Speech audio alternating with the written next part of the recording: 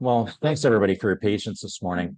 And the theme of um, baseball season and so on.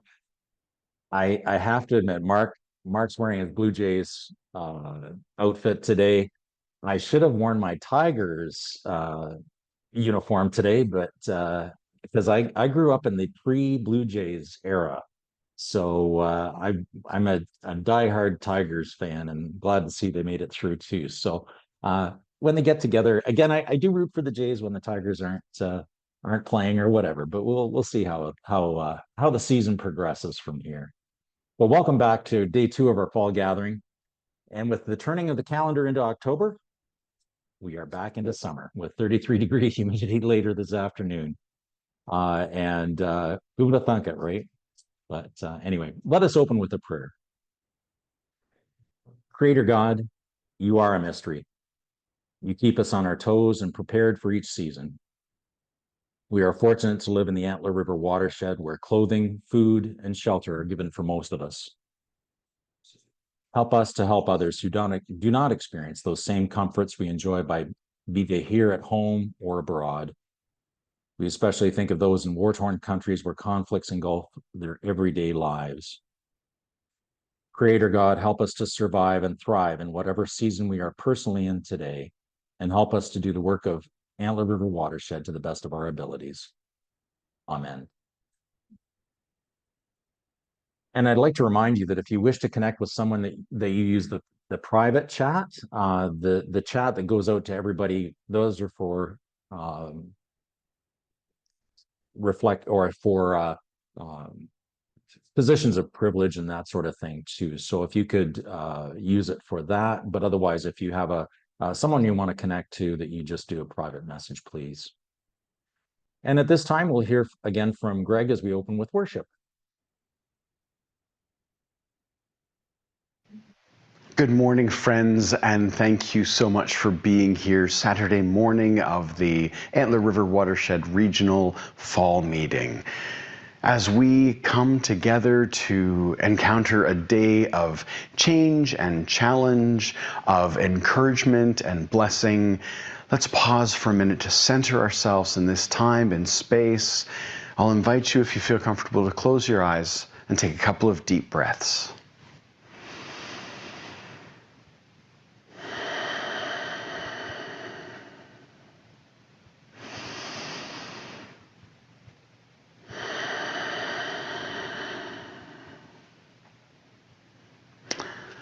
Our call to worship this morning is responsive, which is a little bit weird because this is pre-recorded, but I'm going to put the words on the screen. I'm going to say a part, you're going to say a part, and wherever you are, let's join our voices. This is the day that God has made. We will rejoice and be glad in it. In every season, God's mercies are new. In every dawn, God's faithfulness shines. Though we come carrying both joy and sorrow, still we gather, for God is with us. The Spirit calls us into this new morning. We open our hearts to what the day will bring. Come, beloved of God, let us worship. We come, trusting the one who renews us in every season. Let's listen to just a single verse from Lamentations. The steadfast love of the Holy One never ceases. Mercies never come to an end. They are new every morning. Great is your faithfulness. Indeed, great is your faithfulness, Spirit, God, Creator, Guide, Lover, and Friend. We are so blessed to be surrounded.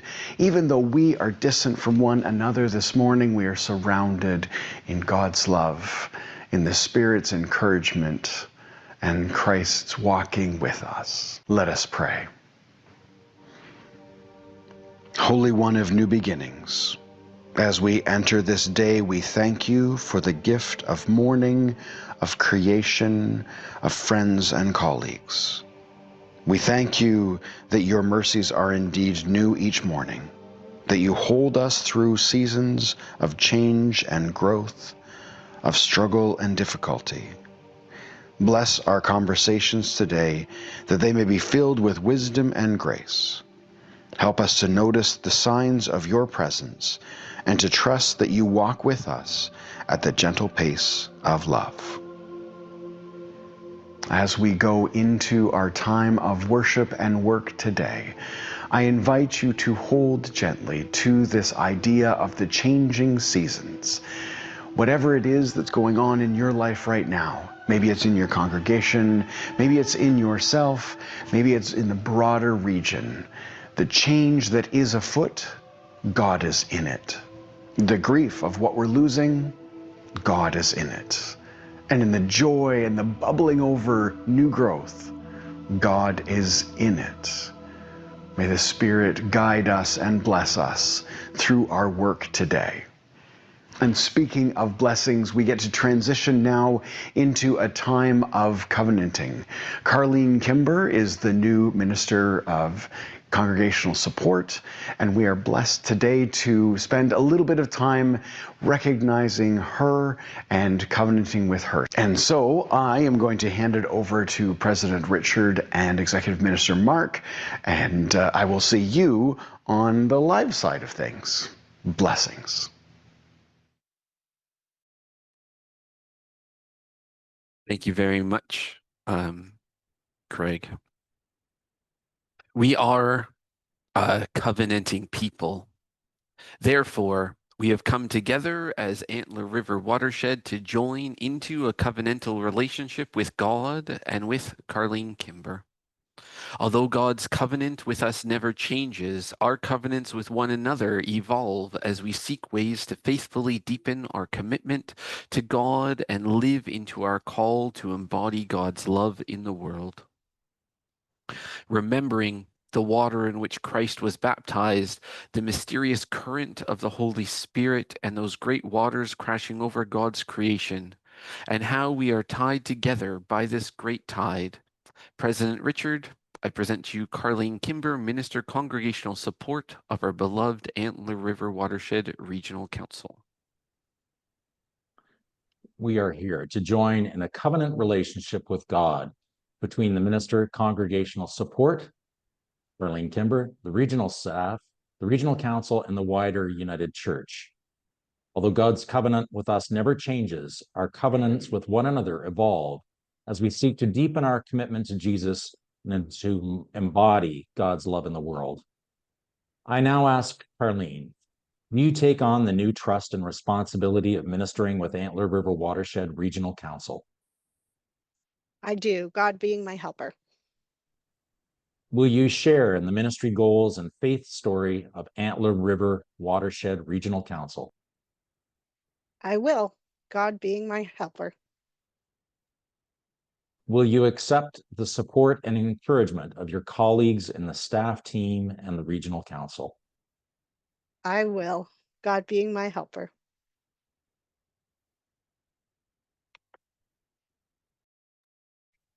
I invite the other regional council staff to respond. Will you welcome Karlene as colleague among you, offering them your time, support, and assistance as you serve the regional councils together? If so, please answer, we will, God being our helper. We will, God being our helper. And I invite the members of the regional council to respond. Will you join Minister Congregational Support Karlene Kimber and the staff team that together we may deepen our commitment to Jesus and embody God's love in the world? If so, please answer, we will, God being our helper.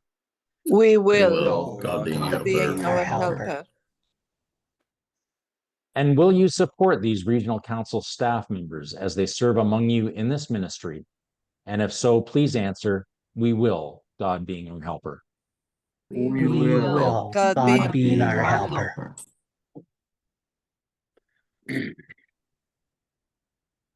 And that this time, Karlene, I understand that you have a symbol that you'd like to share with us. I do. Well, I have brought the symbol of a spiral. as we covenant in this ministry of encouraging and connecting and supporting the communities of faith in Antler River Watershed Regional Council as they adapt and experiment. I offer this symbol. In diaconal ministry training, the spiral is a tool for action and reflection that moves people through a path of acknowledging the reality of where they are, moving through the implications and feelings and possibilities to a place of active experimentation. And then you spiral on and on, continuing on the path and the journey and the seasons of life and growth and reflection. And so for me, this is a hopeful symbol for our shared life and ministry, a symbol of moving together with openness and awareness and intentionality for transformation and unfolding, and in the expansive and always present love of God. Let this be a symbol of the ministry that is mine and the ministry we share. I love that. The idea of a spiral as opposed to a circle. We're not coming back to the same point. You're ever evolving and so on. So thank you for sharing that with us this morning. I will use that in my other goals. Creator, bless Karlene. May she experience spiritual growth in the work that they have been called to do. Sustainer, help Karlene be all that you created her to be. May the fruits of the Spirit be abundant in her life and ministry. Harvest in her the good works that you have called her to. May those that seek to minister come to know you in deeper and more meaningful ways. Redeemer, encourage and motivate Karlene so that in serving you, they may be an instrument of your reconciling and renewing grace. Lord, hear our prayer, and may it be so. Amen. And in this season of the church, may we go from this covenanting with hope. Hope that our works in the world can lead to an everlasting peace, both within ourselves, creation, and each other. May we go with joy in our hearts, for the work as Christ's disciples is one that is joy-filled. And may we go in love, always rooted in love. Amen. Thank you for helping with this present, Richard, and I turn it back over to you for the next stage in our agenda.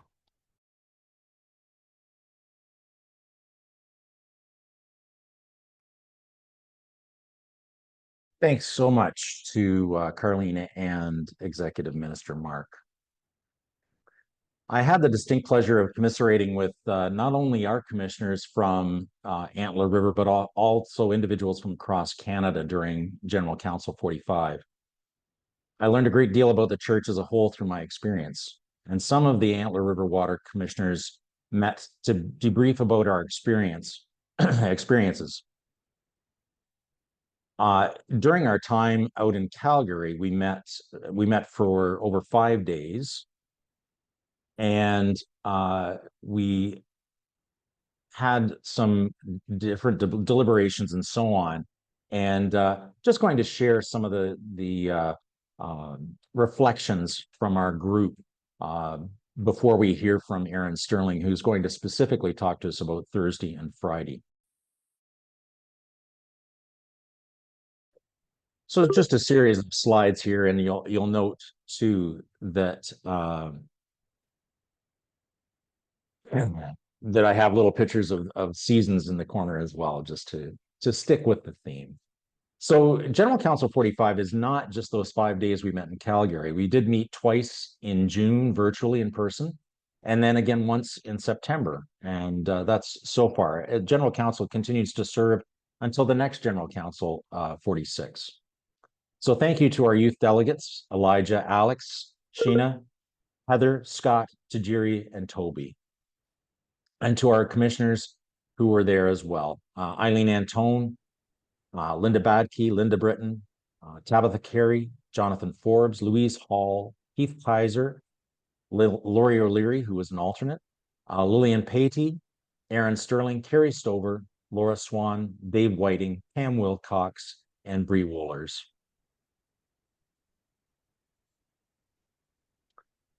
So we reflected on what stood out about General Council 45 for us, and connecting to the bigger denomination and a sense of community.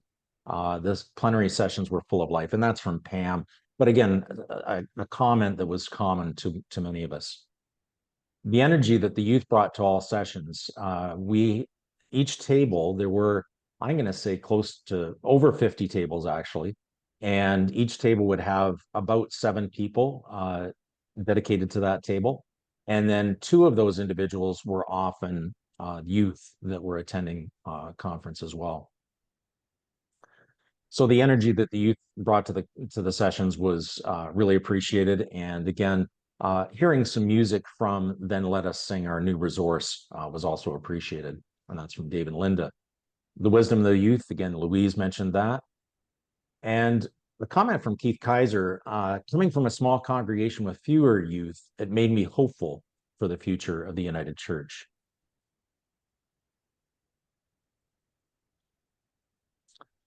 And continuing on, it was great to see all parts of the church, young and old, Indigenous, minorities, working together and being very hopeful. And that was from Tabitha. So you can see it's kind of a common thread.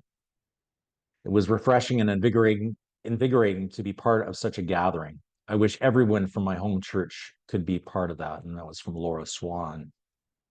Good to see others from across the country and to speak out against injustices like in Palestine. And that was from Lillian. And the compassion showed by those at my table. Often people have different challenges, as we all know. We all have our challenges, and certainly, we come together. I think, especially in a situation like that where we're sitting together over a period of time, you learn that somebody might appreciate having a coffee delivered to them or something like that as well. So just it was good to see. And the favorite part of the meeting.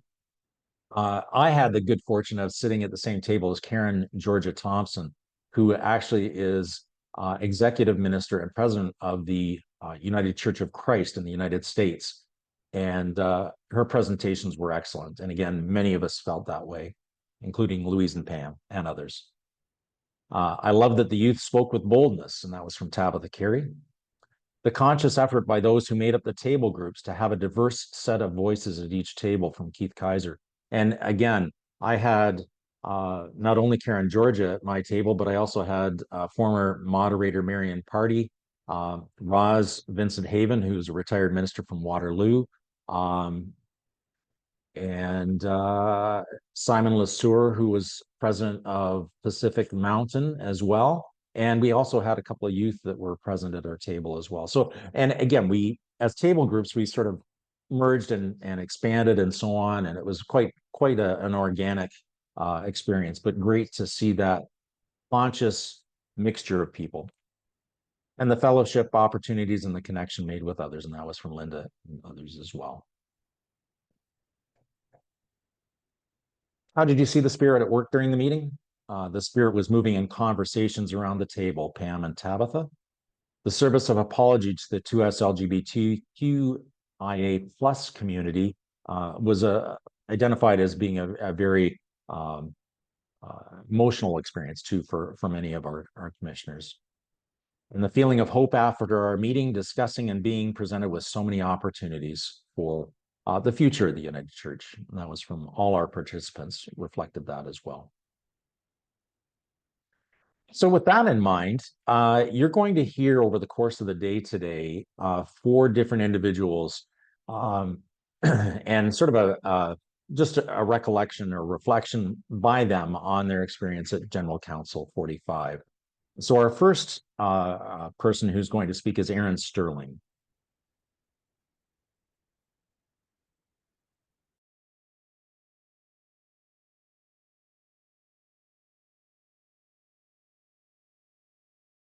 Hi, I'm Erin Sterling, a member of Antler River Watershed Region from Chatham. And yeah, I'm excited to be here at General Council.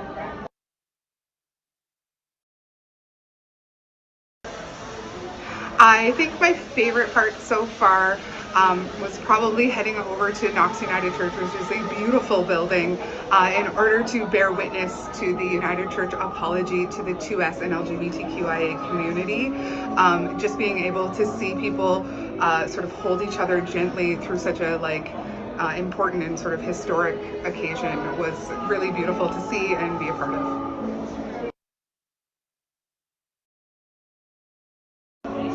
I've seen the Spirit at work so much here this weekend so far, and oftentimes it's just in the little moments during some of our discussions in our groups when things start to get heated or tense.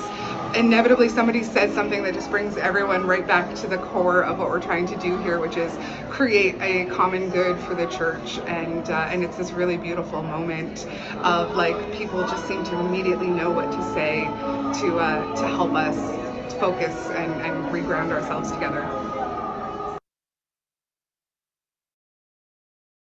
What have I enjoyed about Calgary? Well, besides the fact that there's no 15 degrees of humidity right now, it's also just a really amazing town with a fantastic food scene and sort of a really community atmosphere. Stephen Ave and being able to wander and check out the shops and the music has been fantastic.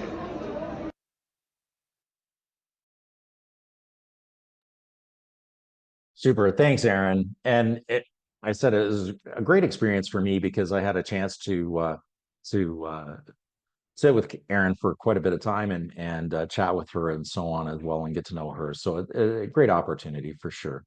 As Laura Swan mentioned, it would be great if everybody had the experience of going to general council and had have a similar experience as well.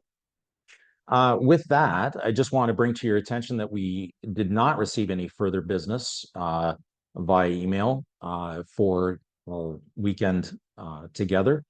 So we're going to move now into looking at budget and our audited statement from 2024. And I'll invite Mark to speak about that. Unfortunately, our treasurer could not be with us, Doug Cameron. So as I say, Mark, thank you for taking on that role. Yes, no problem at all. Unfortunately, Doug is ill at the moment, so I do ask that everyone please hold him and his family in your prayers at this current time. So we have a couple of things to go over in this next little segment, and they all kind of get lumped in together, and so we're going to try to separate them out. So in the next little time, what we're going to do is we're going to look at the 2024 both operational statement and audited statements. And then if anyone has any questions, I'm happy to try to answer those. We'll then look at the 2025 budget and actuals from our operating budget through the first 2 quarters. And then after that, we'll look at the proposed 2026 budget. And then once we've gone through all of those and make sure that people don't have any questions, we will then move to proposal 2, which then will be approving all of the pieces that we just looked at. So we're going to start with looking at our 2024 documents. And we have 2 documents from the 2024 financials. We'll start with the operating budget, which is found on pages 25, 26, and 27 of your workbook. And you will see that it is color-coded. So all we're looking at right now is the 2024 budget and the 2024 actuals. So that's the one that's kind of the peach color, and then the white that is beside it on the left-hand side of the document. So basically, in 2024, things came out pretty much as we budgeted them and as things have happened in the past. We had budgeted for income of $765,000 and change. We ended up with about $711,000. The majority of that is that One, we did not have to take as many transfers from the general fund. We had budgeted to take $88,000 worth of transfers, and we only needed about 30,000. So that was a big difference. And then also our investment income, though when we look at our audited statement, you will see our investments did very well. In our budget, we don't include all of what the investment income can be. The audited statement includes like our paper gains on investments, whereas what we're looking at in the budget is trying to just project what we may get in interest from our savings account, interest earned on GICs that are cashed, and that sort of thing. So that's where those discrepancies are. The rest of the expenses under that, it came out pretty much where we thought. We actually in 2024 did not have any legal expenses, which is always a nice thing. There was also no Section J expenses, which sometimes that can up the budget, because we don't budget for those because we don't know what those costs are going to be. We don't know what challenges the regional council executive may face that they have to help communities of faith with during the year. You will notice that in some of the columns, as we break them down, we try to break them down by ministry. So we start with kind of regional operations, then it goes to communities of faith, pastoral relations, connecting, communication, social justice outreach, faith formation. And you will notice that for specifically the major differences are in pastoral relations and communities of faith. There are differences in the budgeted to actual staff salaries, and that is because for communities of faith, in 2024, we had a staff go on sabbatical, and so we then also hired someone to cover while they were on sabbatical. So that is that increase. And then for pastoral relations, we had a staff that ended up needing to go on long-term disability. And so because of that, there was a little bit less staffing required in 2024, or less payment to staff in 2024 because of that. All told, when we get to the bottom, 2024, we had projected a deficit of approximately $51,000, and we came in with a deficit of about $31,000. So all in all, we had a better year than what was projected. So there will be different numbers on some different information when we include everything in the audited statement. But for right now, I'll just ask if anyone has any questions about our operational statements from 2024.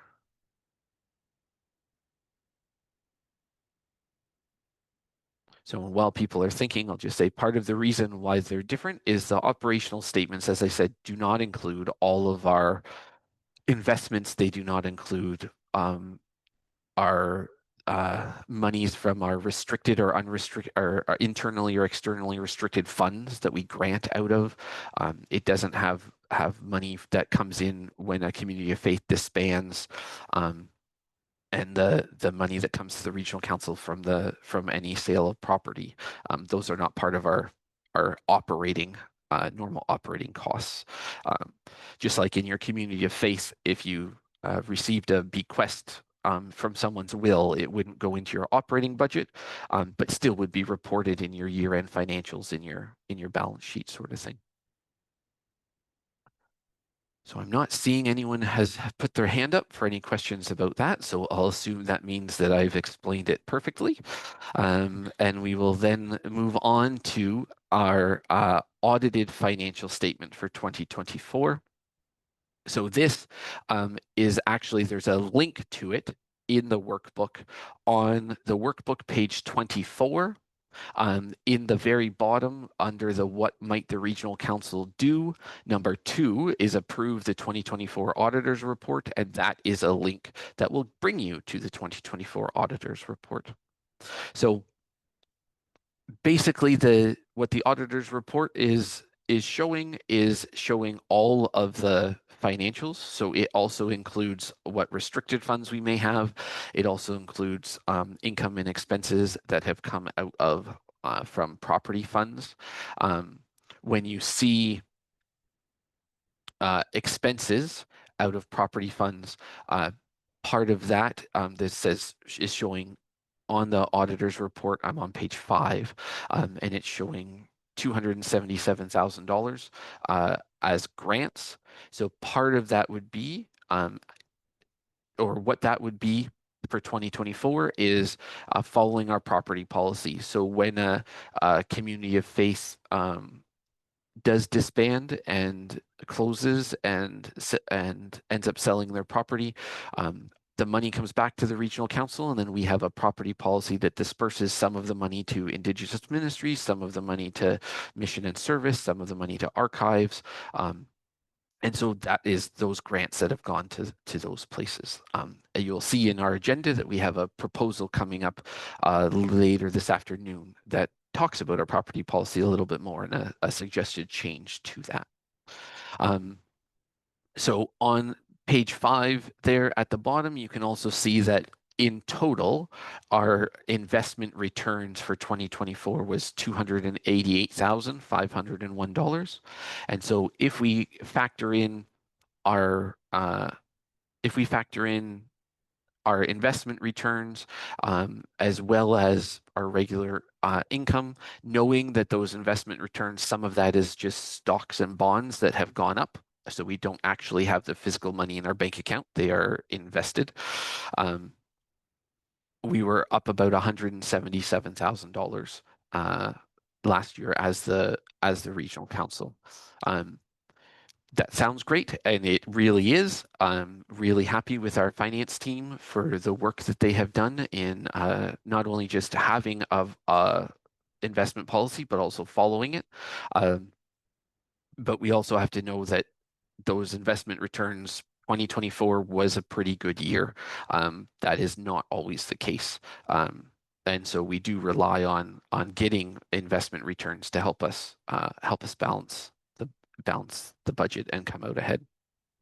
So our overall fund balances, basically at the end of 2023, including all of our money in property, in restricted, unrestricted funds, and our operating fund, there was approximately 1.8 million, and then at the end of 2024 is approximately 2.1 million. I know that in 2025 we have given out more grants already than we did in 2024. So I expect that, and if there is no other property that sells in communities of faith that have disbanded, then that will be won't go up the same either. The other thing just to draw your attention to in the audited statement is on page 8. This is where we have our restricted fund balances. So it shows the funds for the Engaging Stewardship Fund, the Investment in Leadership Fund, all of those funds that you can find, on the Antler River Watershed website. Under resources and funds, there are different grants that are able to be applied for.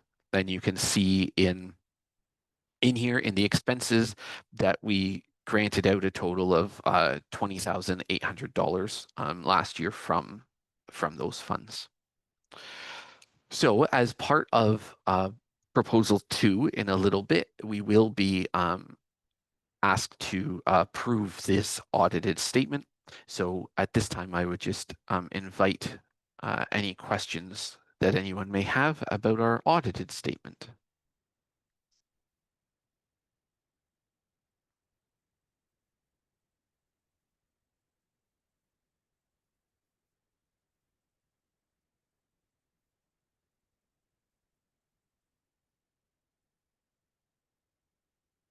So this time I'll give the credit to all of you and say that you're all just understanding it really well. It's nothing to do with how I'm explaining it. You're all just understanding it really well, which is great because as it turns out, our treasurer, as I said, who can't be here today, Doug Cameron. He has been serving as treasurer since the regional council started in 2019, and his term is up in June, and he's ready to be done, as he has done it for 6 years, which is absolutely, we're so thankful. So everybody here just understood what I just talked about. So we have lots of options for new treasurers for the regional council. So that's spectacular. I'm so glad that there were no questions and everyone understands what's going on. So I expect to have lots of choices in the spring for who might wish to be the treasurer for moving forward. So now that we've gone through both of those, I will draw your attention back to the workbook on pages 25 and 26 and 27.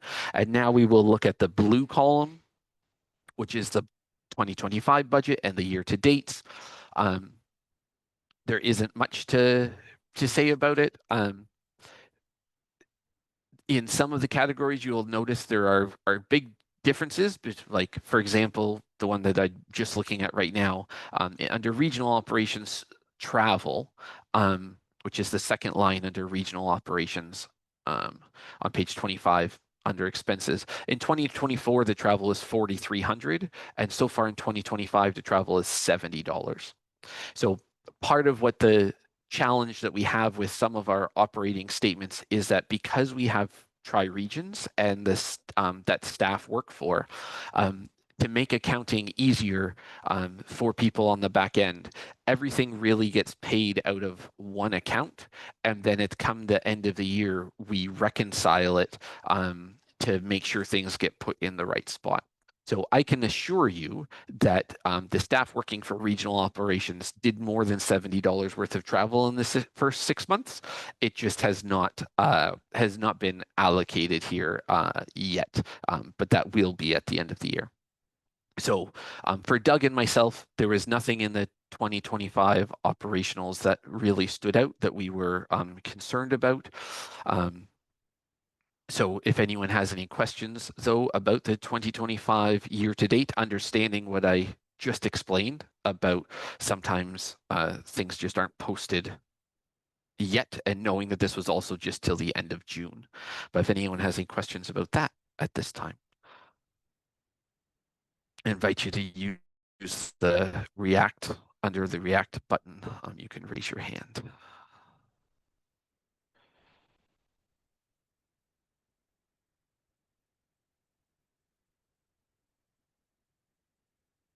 I just saw your note, Tanya, and yeah, like I said, there's a possible, some of the people on this call are already staff, so we'll say there's a possible like 75 to 80 people on here who understood what we were talking about. So we got lots of options for hopefully someone will feel called into that role. Okay, again, not seeing any hands. We'll then move to our 2026 budget. So this is again in our workbook on pages 25, 26, and 27. We are now on the very far right-hand column, the green column. So what I would do if I were you when looking at this is compare the numbers in the green column to the numbers in the blue column. As last year's budget to this year's budget, we are trying to keep things as similar as we can. You will note, if you do look all the way at the bottom, that our mission support grants, we are maintaining at $150,000, mission and service grants, sorry. We are the money that we get from the General Counsel Office for assessment and for mission and service has maintained. Our mission and service grant from the General Counsel Office has gone down 2 of the last 4 years. Because total givings to mission and service had gone down. But we have been able, in working other aspects of our budget and being willing to carry a small deficit, have been willing to maintain our mission and support grants. As I know, Discipleship and Justice Commission will tell you that while we have $150,000 to give out, they receive well more than that in requests for need for money. The other thing that I would point out when looking from 2025 to 2026 is that from 2025 to 2026, we have had some staffing changes as we just covenanted with Karlene. But as I also said in 2024 and 2025, we did have some staff who had gone on long-term disability. And we had mentioned at the spring meeting as well that we have actually changed, we have been able to change some of our staff time. So for example, Krista Ford, our admin assistant for finance and office operations, used to be half-time and is now full-time. And Michelle Pettick, our admin communications and administrative assistant, used to be part-time and is now full-time. I'm trying to, oh, sorry, I had notes about this to give you the exact numbers and I have lost them. Okay, pulling them up now. So what is lovely is that with these changes and moving some positions around, we did in 2025 and 2024, we did have some different people on different contracts filling some roles.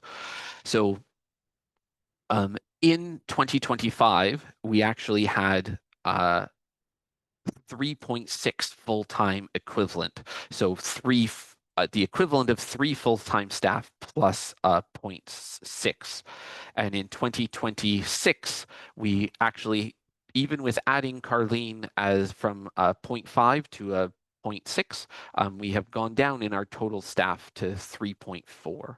So when you see the difference in staffing costs, some places have gone up and some places have gone down because of the changing and kind of maneuvering of some different position descriptions of some of the different work that people have done. And so that has ended up saving us some money overall. And so I cannot say enough of a thank you, and I think I tell them often enough, but to all of our staff for the work that they do and their willingness to be adaptive and change to do what is needed to serve the regional council. It really has been spectacular. Even though we've actually added and more staff time to the Minister Congregational Support for Antler River, we've ended up saving money on staff costs this year. And so in total, we are projecting for 2026 to have a $16,000 deficit. In 2024, we were projecting a 51,000, ended up with a 26. Last year, we were projecting a 33,000, and for next year, for 2026, we're projecting a $16,000 deficit. So does anyone have any questions about the 2026 budget?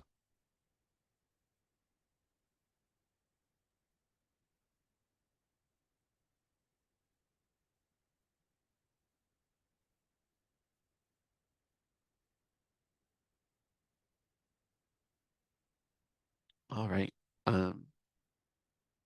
Not seeing any. Just give me 1 second here.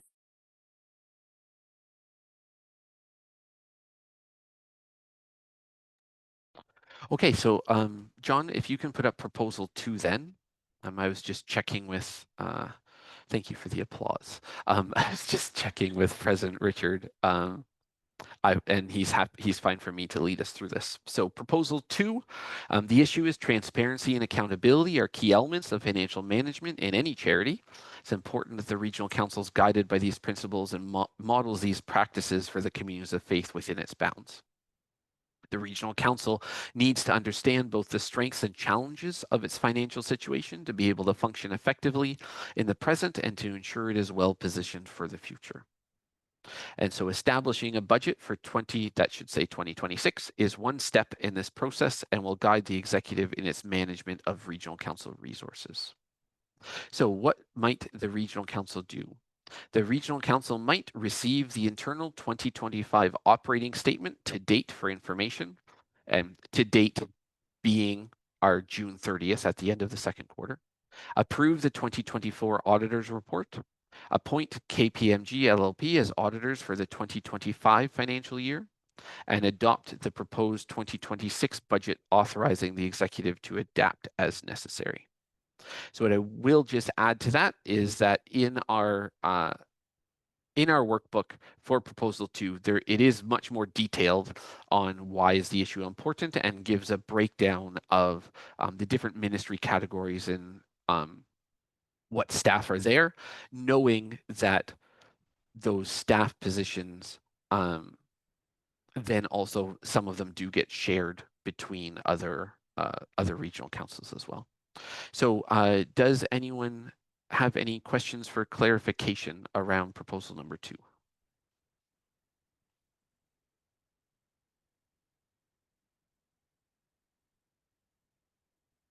Okay, not seeing any. Does anyone have anything they want to suggest to me to make it better?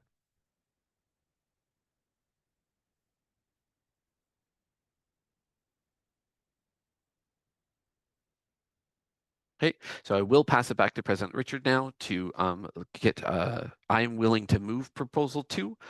Doug was going to second it, but Doug is not here, so I'll leave it to you, President Richard, to find us a seconder. So in looking for a seconder, if you could just simply raise your virtual hand by using the button underneath the React. That's seconded by Cheryl Bolton. And thank you for the rest of you that are seconding. We appreciate that. You're thirding and fourthing. So it has been moved. It has been seconded. Any further debate?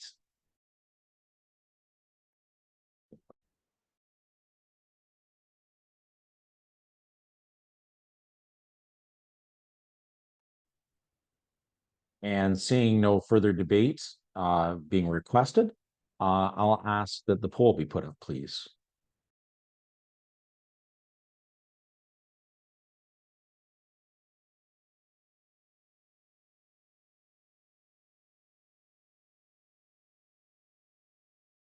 And the poll will be up for another 20 seconds.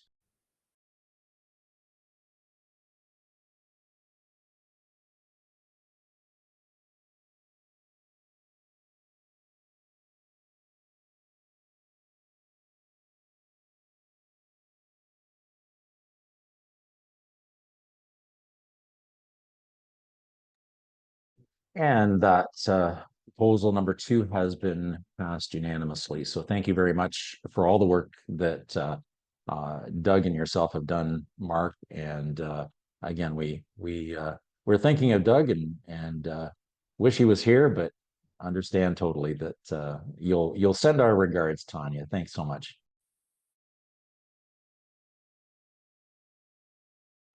And I will let people know that joining our business table this morning is Jane Van Patter, and we thank her for being here.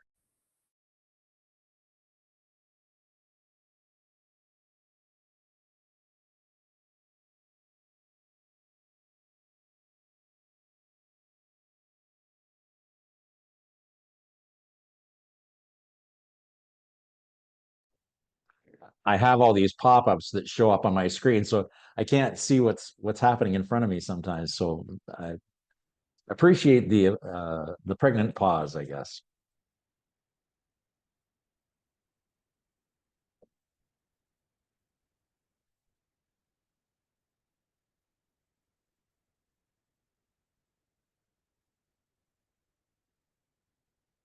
So at this time, the Discipleship and Justice Commission meets throughout the year, and I feel an affinity towards their work, having also served on that commission for several years. Joshua Lawrence and Lillian Patey are now serving as co-chairs of the commission, and we'll now hear from a report from Joshua.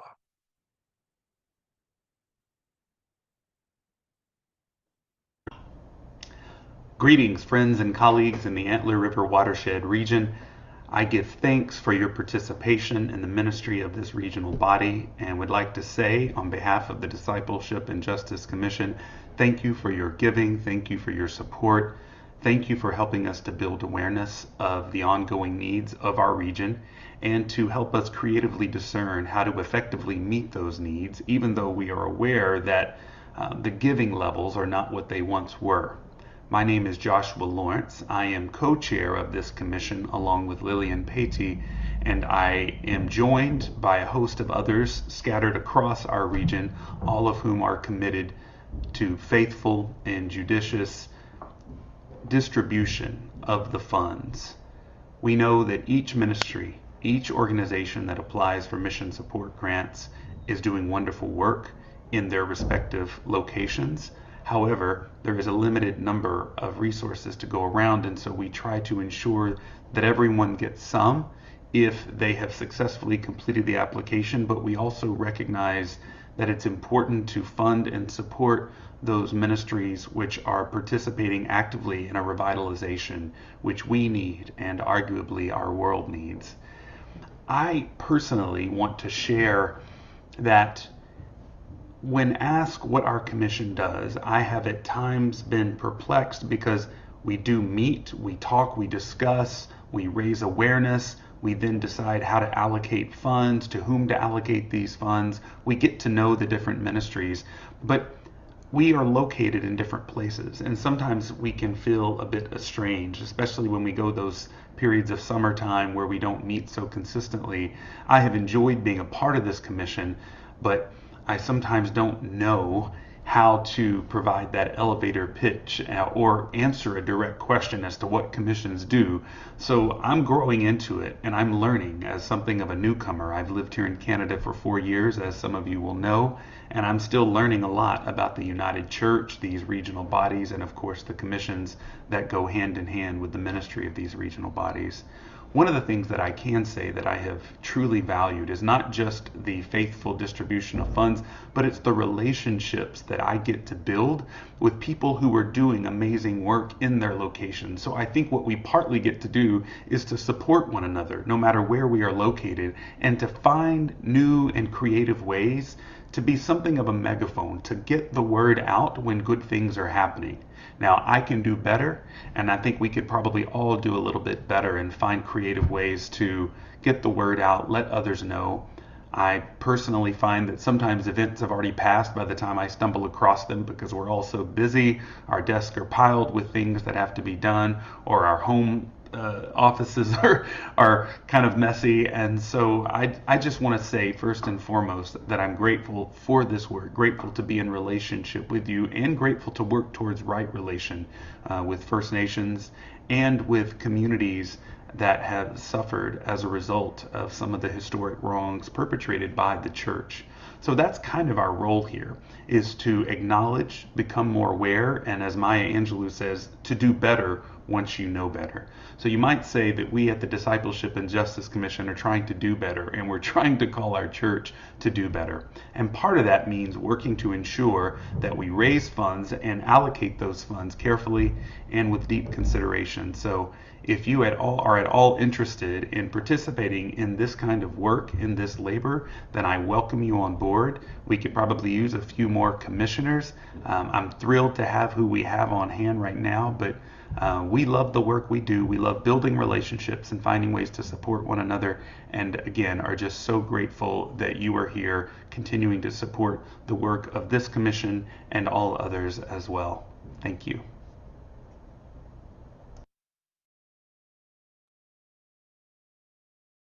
Thank you to Joshua for putting that together. I know he has a busy household and so on with children at home, and then his wife is away as well working, and so his circumstances are trying too. So again, we appreciate all that he's able to do for us here in the United Church, and he brings a different perspective too, having come from the United Church of Christ in the United States. So again, I just have a great admiration for the work that he's doing as well, not only with the commission but also at First St. Andrews in London. So thank you, Joshua, and again thank you to Lillian as well, because I know she has her own interests in the Palestine-Israel situation and so on, and is very committed to seeking a solution for that as well, and doing her utmost to see that come to fruition. Moving on, we'll have our second video from General Council 45, and Alex Doda was a youth representative. She went from London to attend the conference, and she is going to share her comments, her commentary on her experience out in Calgary.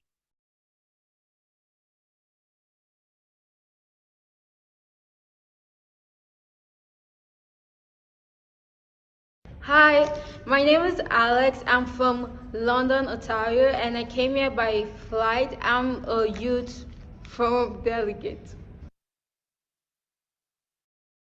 Today, what really stood out for me is Samantha's speech. She was so brave to come out and talk about the injustice that was done to the indigenous community, and the comments that were made yesterday. She was so she came out, it was a touching speech, and I was just like, wow, amazing. My favorite part is still this. It's like the courage of Samantha and the people who stood beside her when she stood up for the indigenous community. It really inspired me that, wow, I can also stand up for what I believe in. It was a truly touching. When the Palestinian people came and spoke and they sang this amazing song, I could see the Holy Spirit was present. It was so emotional and it was just truly awesome.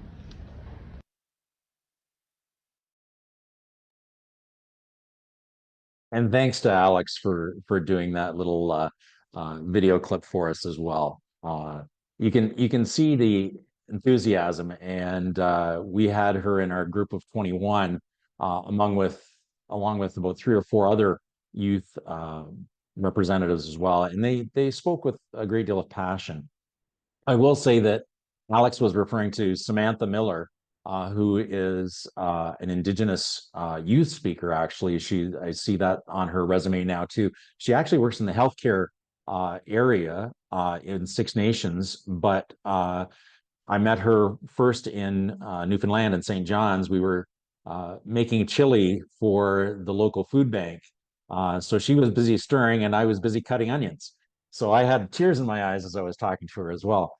But just a fantastic individual. And then, so that was my introduction to her. And then she was actually involved in the service, the celebration service for the 100th year of the United Church. And then, as Alex mentioned too, she was very vocal in a very appropriate way, and just called people out to say, you know, we need to recognize that the harms done by residential schools to communities that are still being felt today. So just a very, very moving piece of the time on this Saturday as well. With that, we are set for a 10-minute recess, I guess, if you will, a chance to go to the washroom to grab another cup of coffee or glass of water or what have you. And we will resume at 10:10, if that's okay with everybody. So set your clock. I'm not sure if we'll have a timer up on the screen, but plan on being back at 10:10, please. Thanks, Michelle, for posting that. And we'll see everybody shortly. Good stuff. Okay. Moving on, we've got the Congregational Support Commission does just that, support our congregations. And Greg Simpson changing hats from worship leader for our meeting this weekend. He is chair of the Congregational Support Commission, and we'll now hear from him.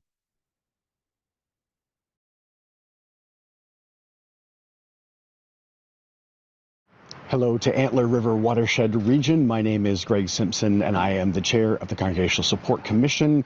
And I am standing here in front of St. Andrews in downtown Chatham just because it's a beautiful building. And our region is full of these beautiful church buildings.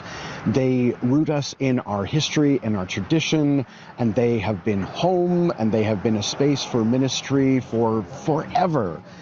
But they are also a burden, financially, time and resources.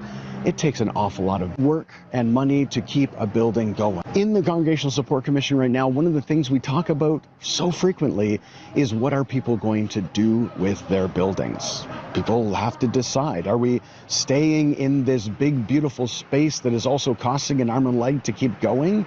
Or are there other creative ways that we can imagine what our ministry looks like, either inside a building like this or outside? Or how can we make a building like this work for us? All across our region, congregations are having conversations, beautiful, faith-filled and heartfelt conversations about their buildings, about the work and time and effort it takes to upkeep a beautiful building like this, and also to wonder, does the building continue to serve the ministry? Who are they going to be for the future? Are they a people who need a big space with bricks? Or are they more the size that would fit in a home? And this can be filled with a lot of grief, a lot of consternation, and justifiably, change is difficult. Stepping into a new season where a church building is no longer part of a congregation, that's a very difficult thing to do. And at the same time, it is a very faithful thing to do.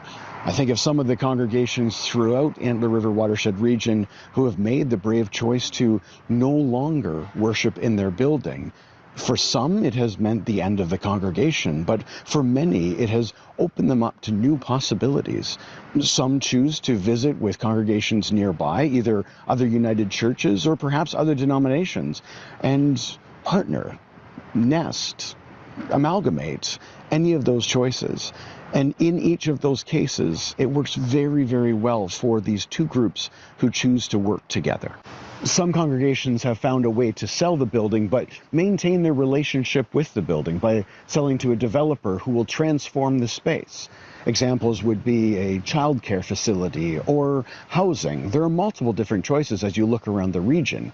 And in this case, the congregation finds a way to rent the space back from the developer so that they have changed their relationship with the financial and time responsibilities of the building, but they're still able to worship there and do ministry there. Or rather than selling to a developer, some churches have chosen to redevelop their space in ways to make them more functional and more addressing the needs of today. Sometimes a daycare center, sometimes an art space, maybe it's a community hub. These are all ways that these beautiful buildings that are the legacy of those who have gone before can continue to be used as part of the ministry, the outreach, the work of the congregation. And some congregations choose to lease portions of their building to outside partners. Maybe that's a child care center, or it's a theater, or some good use for the space that addresses the community. Certainly in those cases, the congregation winds up using less of their building, but it shifts and changes and evolves their relationship with their own ministry and how they see themselves in the community. Underpinning any one of these models is the recognition that our church buildings are gifts to us from the faithful people in the past. These legacy gifts are resources that we are called to steward faithfully. And doing the work of stewardship, of figuring out what to do with the church as congregations shift and grow and develop and reshape and evolve, is an important work that the congregations are called to do. And that, of course, is where the Congregational Support Commission comes in. We are here to support you in that work. As you are exploring who you are as a congregation and how your building might be better used in ministry in your area, we invite you to come to us, to share with us what you are thinking, to share your concerns and your worries, to go through all of the resources, the toolkits, the tools that are available for you, and learn from your neighbors. Or maybe you're somebody who's in the middle of doing something really creative, and the Congregational Support Commission would love to connect you with somebody who is earlier in their process. They don't know exactly what they're going to do, and by knowing what you have done or are working on, your faithful legacy, your work of stewarding these beautiful resources will help others in their process. Now, I do want to pause here for just a moment and recognize that these buildings are so much more than just building materials, bricks and lumber and stained glass windows. even if they are gorgeous. They hold our memories, they hold our stories, they are places where life events have happened over the years. I remember very well the first time that I stood in this building, and just looking out, I could feel and sense the connection to people who have done worship, who have been part of spiritual events, who have raised their children, who have buried their loved ones, people who have been married and baptized, people who have been engaged in singing and bringing the God's message to the world in this space. And so anytime a church chooses to close a building or even just change how their building is being used, it can feel like a loss, because it is. And you need to take time with that. That's another place where the Congregational Support Commission is here to support you. We have lots of experience of walking with congregations who are struggling with some of these questions. Like, who are we if we no longer have a sanctuary that looks like what we're used to? Or who are we if we don't have a physical presence in our community anymore? If we rent space from the funeral home or the curling arena or wherever it is that you're choosing to worship. Who are you?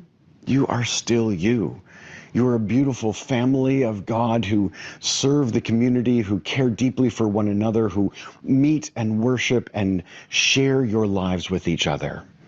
And that did happen in a building, and it can happen outside of a building, and it can happen in a new building and in a new place.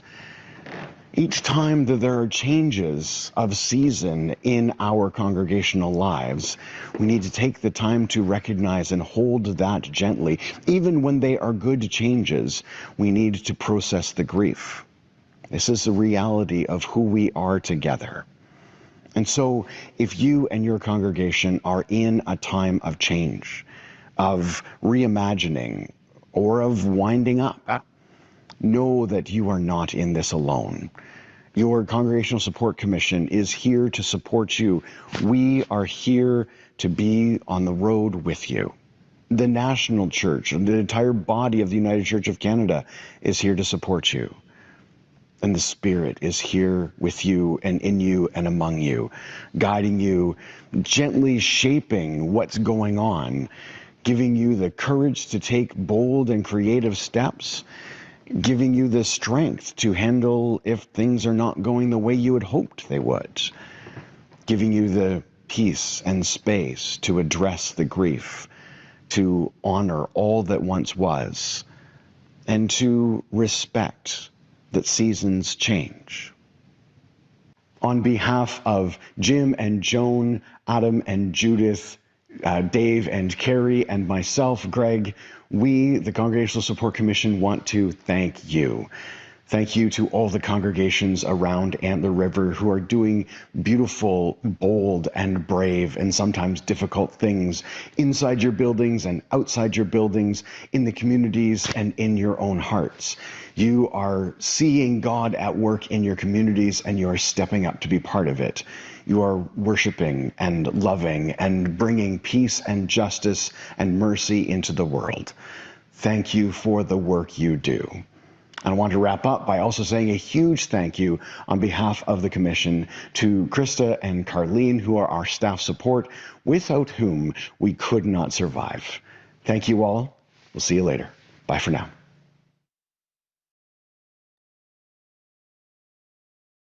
Thank you so much, Greg. Very eloquent, as always. And again, I know our own church in St. Thomas is going through some changes and so on, and we really appreciate the support of the Congregational Support Commission. And certainly if the work of the commission is inspiring to you and you'd like to get involved, again, there's the expression of interest form on the Antler River Watershed website that you could complete and help join the cause, because I know we're always looking for lots of volunteers. The more the merrier, for sure. The other thing that I wanted to just briefly talk about, and this stood out for me from the General Council 45 meeting, Karen Georgia Thompson, and Karen Georgia is her name that she likes to go by. She spoke of the ABCs of church being markers that we should no longer use for the success of a church. So A being attendance, B being building, and C being cash. So if you think about it, again, buildings can be that thing around your neck, right? The ball and chain that maybe doesn't serve the purpose anymore, and you may have to refashion that. Or again, you know, being tied to a building isn't necessary. A church is, again, the people, not the building. And certainly, you know, cash flow is certainly something that we all need. But again, too, if you've got a group of committed individuals of 7 to 10 people in their meeting, and they're being an active part of the church, they are the church, they can be very successful as well. So again, just something to consider. And again, that's something that stood out for me from General Council. And speaking about General Council, we will move on to our Sunday, which was one of the busiest days at General Council. It started for me early in the morning. There was a 5-kilometer walk run, the Alvin Dixon Memorial run and walk. And I did walk. I tend to walk fairly quickly, but it was good. So assembling at 6:30 along the Bow River, and we walked 2.5 kilometers up and 2.5 kilometers back, and it was just a beautiful morning. A chance to walk with the moderator, the newly elected moderator as well, and among others. And there's probably close to 50 of us, I guess, that raised money for the Alvin Dixon Memorial Fund, and those funds go toward Indigenous post-secondary education, and so a very worthwhile cause. And I believe they raised over 30,000 in that endeavor as well. So we are going to hear now from Tabitha Carey, who's going to give us her take on the day's events on this Sunday.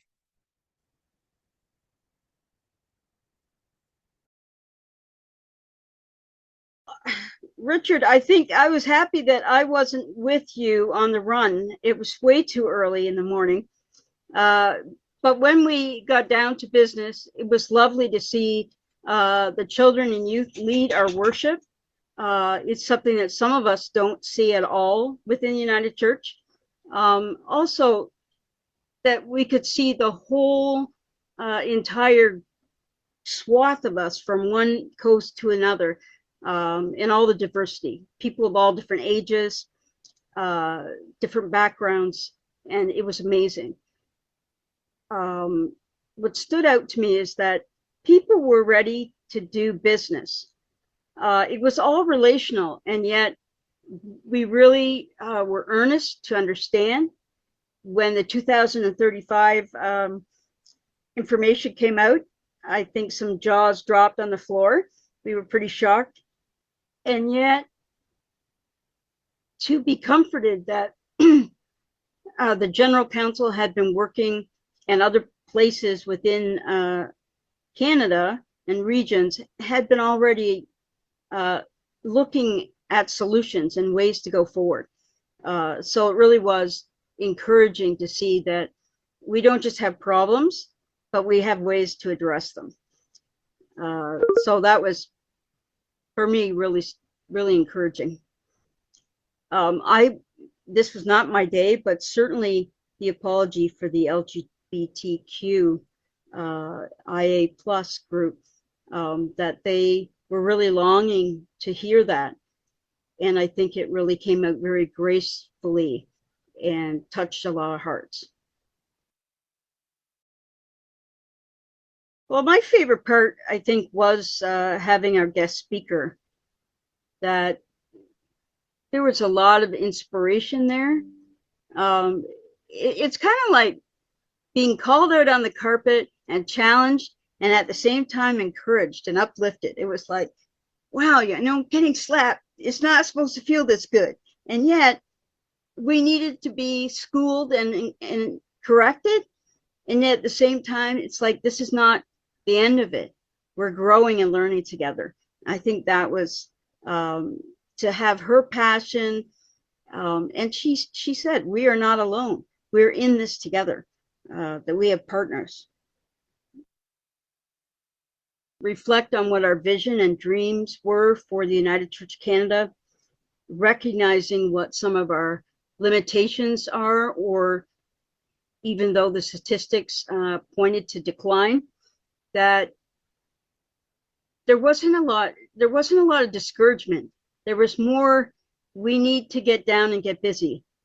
And looking around and seeing the diversity within our community, that I don't think a lot of us necessarily see that to be so.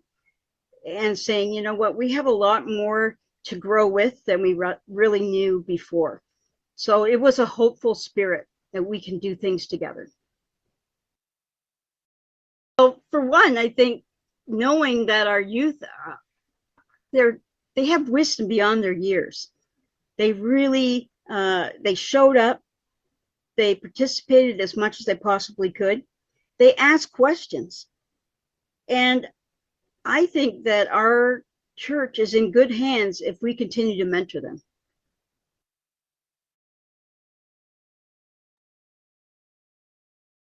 Thanks so much to Tabitha and to our 14 commissioners and all the youth forum folks that went as well, and staff as well that attended. A fabulous experience, certainly, to go to GC 45. It's interesting though, because there was, as I mentioned in the sort of the preamble back an hour ago or so, there were times in June that we met in September, and there were 71 proposals looking through the workbook for General Council 45. And there is a lot of work that has to be done before we meet to go through them. And we were great in our region because Carrie Stover sort of led a charge to have a small group get together, and those of us that could, we got together and discussed the proposals ahead of time, had clarifying questions that we asked, and then were able to be more informed as we went on to General Council. So again, just a great experience. And again, when the opportunity comes up for General Council 46, I would encourage you all to consider maybe that's something I might be able to do.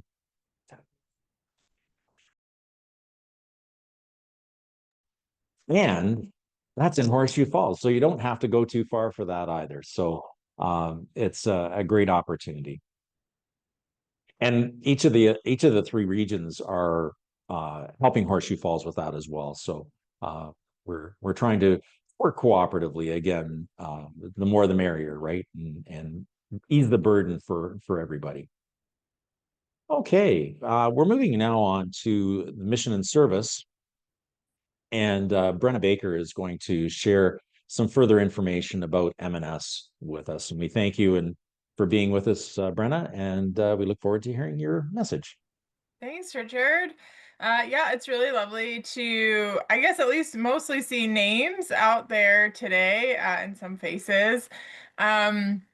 I guess I'm sorry for any miscommunication. I won't really be speaking to mission and service today. Often my presentation is listed that way, but I am really here just to talk about some stewardship offerings are called to be the church offerings, really specifically legacy giving, because we're in a special, I guess, opportunity in the next couple of years as we celebrate the centennial of the United Church of Canada. We have some special resources for everyone to consider bringing to their communities of faith, to think about what the next 100 years could look like. How do we strengthen our ministries? How do we make them sustainable and viable for the future?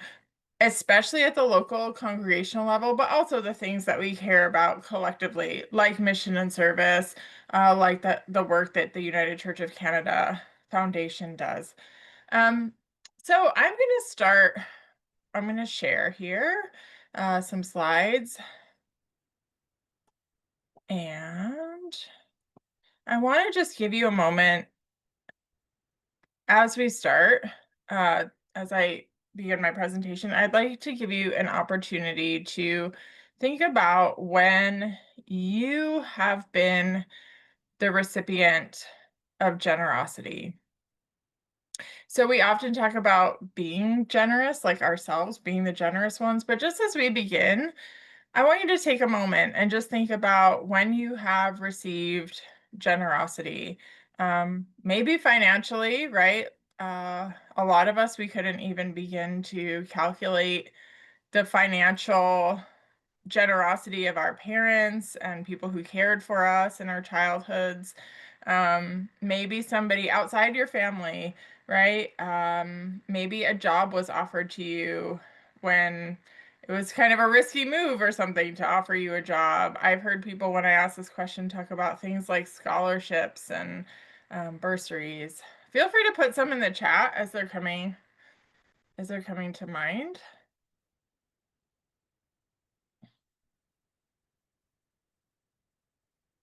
I won't move on until some people put them in the chat, so.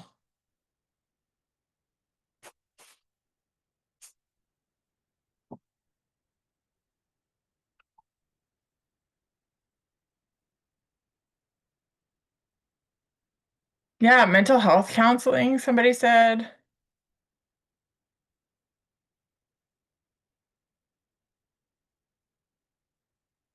Unexpected gifts. People being generous of their time. Oh, the church put in a chairlift. Yeah, so lots of people would benefit from that without having to pay for it, right? Presumably the church isn't charging like per ride to get their money back. Sister came to help me with gardening. Yeah. Somebody paying for music lessons when I couldn't. Mentoring. Yeah, mentoring is such a big one. Job opportunities. Jen's talking about the Camino being possible because of others. Yeah. Okay, so continue to put those in. But just remember, we all stand on countless acts of generosity that have made our lives possible. I always talk about my salary is funded through mission and service, which is all the generosity of you folks, right? Like my family I can care for because of the generosity of other people. So we all have received generosity in countless ways. So just keep that in mind as we go here. So today I want to talk about why you need a planned giving program in your community of faith. You might also hear us talk about a legacy giving or a bequest giving program. Probably legacy giving is the most common term I hear, but there are some gifts that people can make that don't come at the time of death, which means then planned giving is maybe a more all-encompassing term. In any case, you need one. Beyond the church world, this is what the whole nonprofit sector is talking about right now, is the power of legacy gifts to transform and make an impact for charities for years to come. And we know, like, there's all of this conversation happening about the great wealth transfer that will be happening in North America, especially. That boomers have a lot of wealth collectively. I'm not talking about maybe individual people, of course, different scenarios. But when you think about how housing costs have changed and things like that over lifetimes, the amount of wealth, where is that wealth going? And as people of faith, we should be asking those questions, discerning, like, what does it mean to have that? How do we transfer it? How do we make the most impact in God's name to bring love and hope to our neighbors? And having a plan for that makes it as impactful and meaningful as possible. So that's my pitch to you today, is why you need a planned giving program, and then some resources that will help you develop a plan and educate your folks around it. So there's a parable we like to use in this work. I've heard this parable attributed to many different cultures. If it comes from your culture, please let me know. But so I think it's maybe sort of universal. But the parable goes, if you need shade, if you're on a hot sunny day, you need shade, the best time to have planted a tree was 10 years ago. The next best time is today. And Planned giving, I say, allows for shade. You're making a plan today that will reap benefits in the future. And when we think of a plan, it's both individual, like what is your individual plan for what you will have to share at the end of your life? And then what's the plan for the congregation? How are you educating people? How are you inviting people? What are you doing with the gifts that come in to make sure that they honor the donor, but also live out the ministry that you are called to in your particular part of the world? So I just want to name some misconceptions that we get a lot around this work.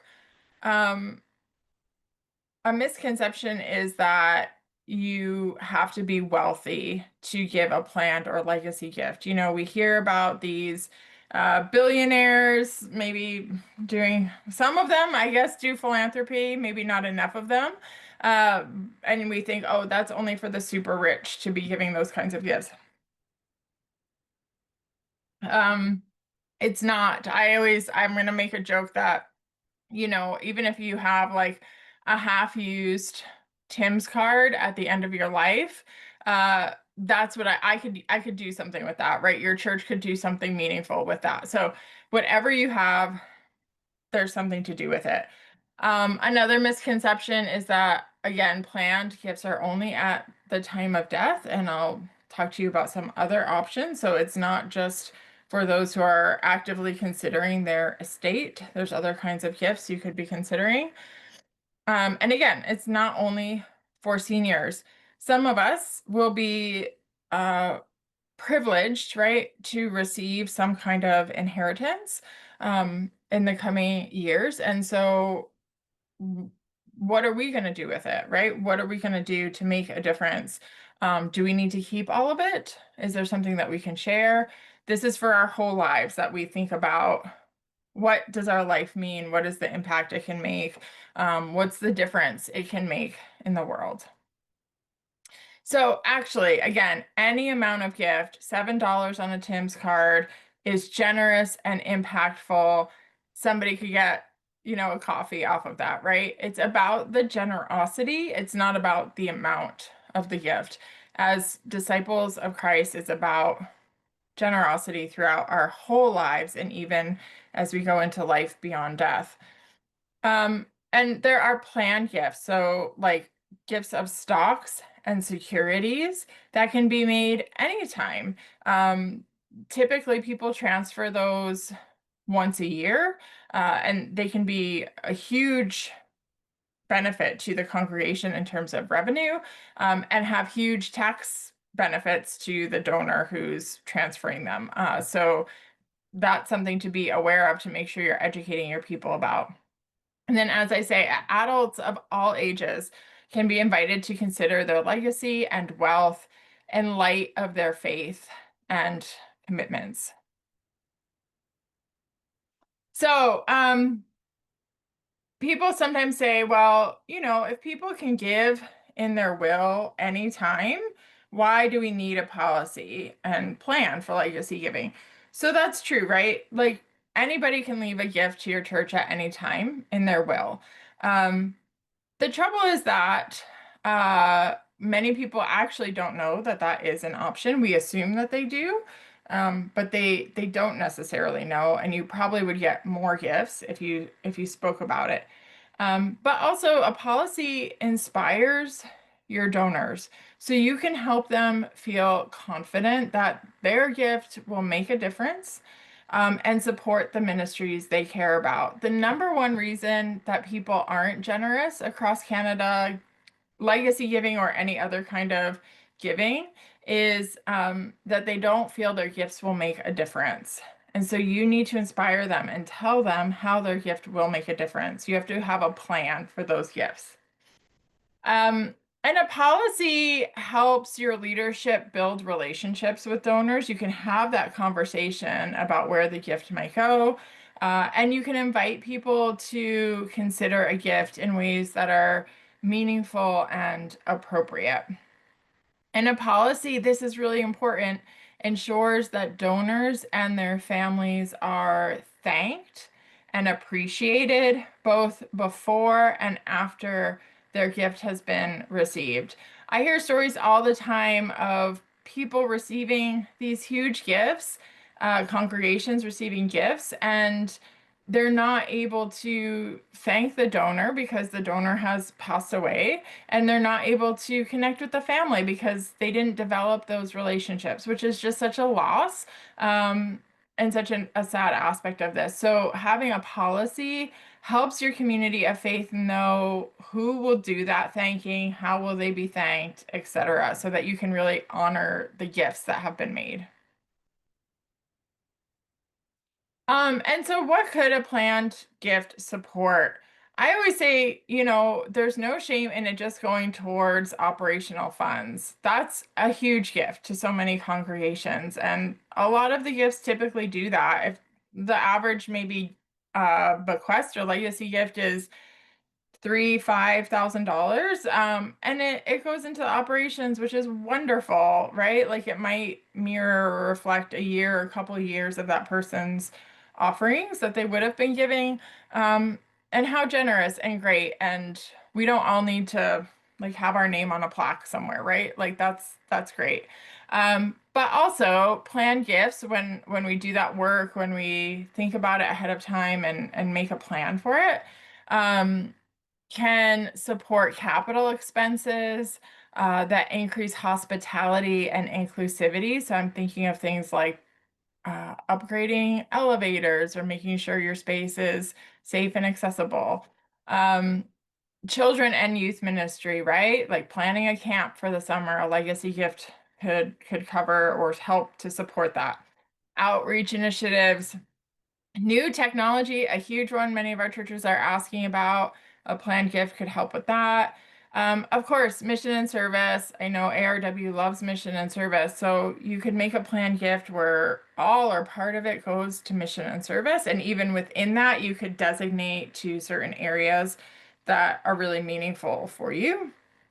And then endowment funds are something that a lot of communities of faith are considering, or a long-term fund. Endowment funds go in perpetuity, the principal, and then the interest is paid out to the community of faith every year. In a long-term fund, whatever the gift is decided how long will it last, 10 years, and the community of faith could receive a certain amount every year. There's pros and cons either way, but in the foundation, the United Church of Canada Foundation would be your resource for setting that up. But that's a huge gift as well. And endowment funds too, you'd be shocked. Like it doesn't need to be millions of dollars, right? It can be a pretty modest amount to set that up. So we can help you, and I want to help you. Our next bequest and estate giving course is October 15th and 29th from 1:30 to 2:30 on churchx.ca, and that's with an instructor. There's no fee for this during the centennial year, so take advantage of it now. In that course, you'll learn how to write a policy, how to have make a plan for promotion, for education, and for thanking the donors and the gifts that come in. You can also take this course on demand, as we say, where there's a series of videos and readings, and you can sit around with your team, get some snacks, watch them all and discuss them and make a plan and kind of work through things on your own time. I'm here to help once you are engaging in that work, and helping in any way I can. So I hope that you'll consider one of those options to at least explore this topic a bit further and see and get the confidence you need to make a plan. And then, so building on the resources that are called to be the church, the journey, we have all the time, those bequest and estate giving courses. Right now, in this triennium of the centennial year, I guess, for the next 3 years, We have a special campaign called Here I Am, where we are inviting communities of faith from across Canada to come together, think about the future. And this has everything you need to train your volunteers, right? To give them scripts. How do we actually talk about this? How do we actually sit down across the table from somebody and ask them to consider making a legacy gift? I know I'm a person who loves to talk about money and death and like what is going to come of those things. I'm pretty unusual that way. So if you need a script to talk about these things, that's there for you, right? There's everything you need to promote the program. Like what would you put in your bulletins? What would you put in your newsletters, etc. You can help folks understand how their gift will ensure vibrant future ministry. Of course, we always have the question of, well, what if a community of faith ceases to exist at the time that the gift would be made? Yeah, we have answers for that. Okay, there's like lots of options, and we'll help you figure that out. And then really importantly, so this foundation program, Here I Am, we have extra support in these next 3 years to help you connect to other communities of faith that are doing this work. So you'd meet with them on a somewhat regular basis and just say like, hey, how's it going? The goal of this program is to secure $25 million in planned gifts across the denomination, with 80% staying, at least 80% staying at local communities of faith. So big misconception about this program so far has been that it's only to raise funds for the national programs of mission and service and the foundation. Of course, I think we should be doing both, but we also know that the national church is only as strong as the local communities of faith. And so Here I Am is really designed to strengthen your local community of faith and make sure that your ministry can keep going, can keep doing this ministry that you're called to do. So tons of resources there. Again, please connect with me. I'd love to get you set up there. I am hosting, sorry, I'm not looking at my at my slides ahead of time. So I'm like, right, I'm hosting a webinar. Okay, so mark your calendars. This just got scheduled, so more information is coming, but November 13th, I'm going to be hosting a bit of a lunch and learn with Tamara Grandstein, who's doing our work with the foundation on this program. She's like a professional fundraising kind of person, so she has lots of insight and expertise. So if you want to learn more about this program specifically, I invite you to come to that.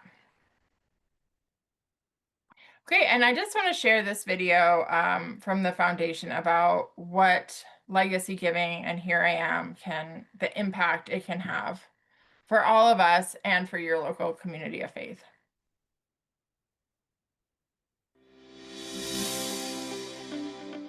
For individuals who are considering a legacy gift, they can help in a myriad of ways. It can solve maybe a particular problem, maybe it's a roof or something like that, or it can fund a new ministry that they're not sure about, but they want to try.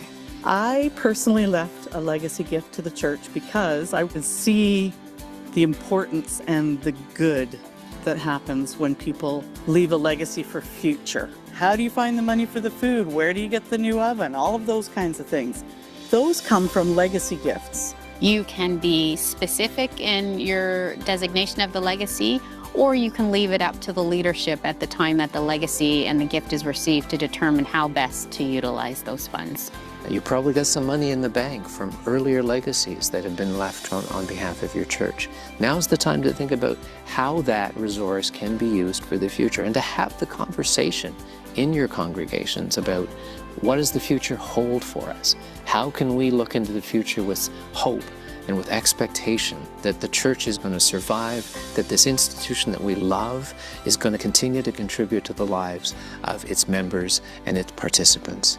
The way that it impacts what we are able to do as a faith community is to continue to serve whether it be through the food bank, inviting people into the building, giving support physically and emotionally, helping with the refugee support programs. These gifts benefit over and above the day-to-day work that we do. Sometimes it's to help maybe a building that's had deferred maintenance. We all know about that. So maybe the kitchen needs a redo. Maybe there is new carpets that make it more welcoming for families to come and put their babies on the floor, stuff like that. I want to be part of that, and it's been really important for me to know that that little piece of me is going to be left. This is an exciting time to be part of this campaign. Your gifts will make a huge impact all together in what we are called to do.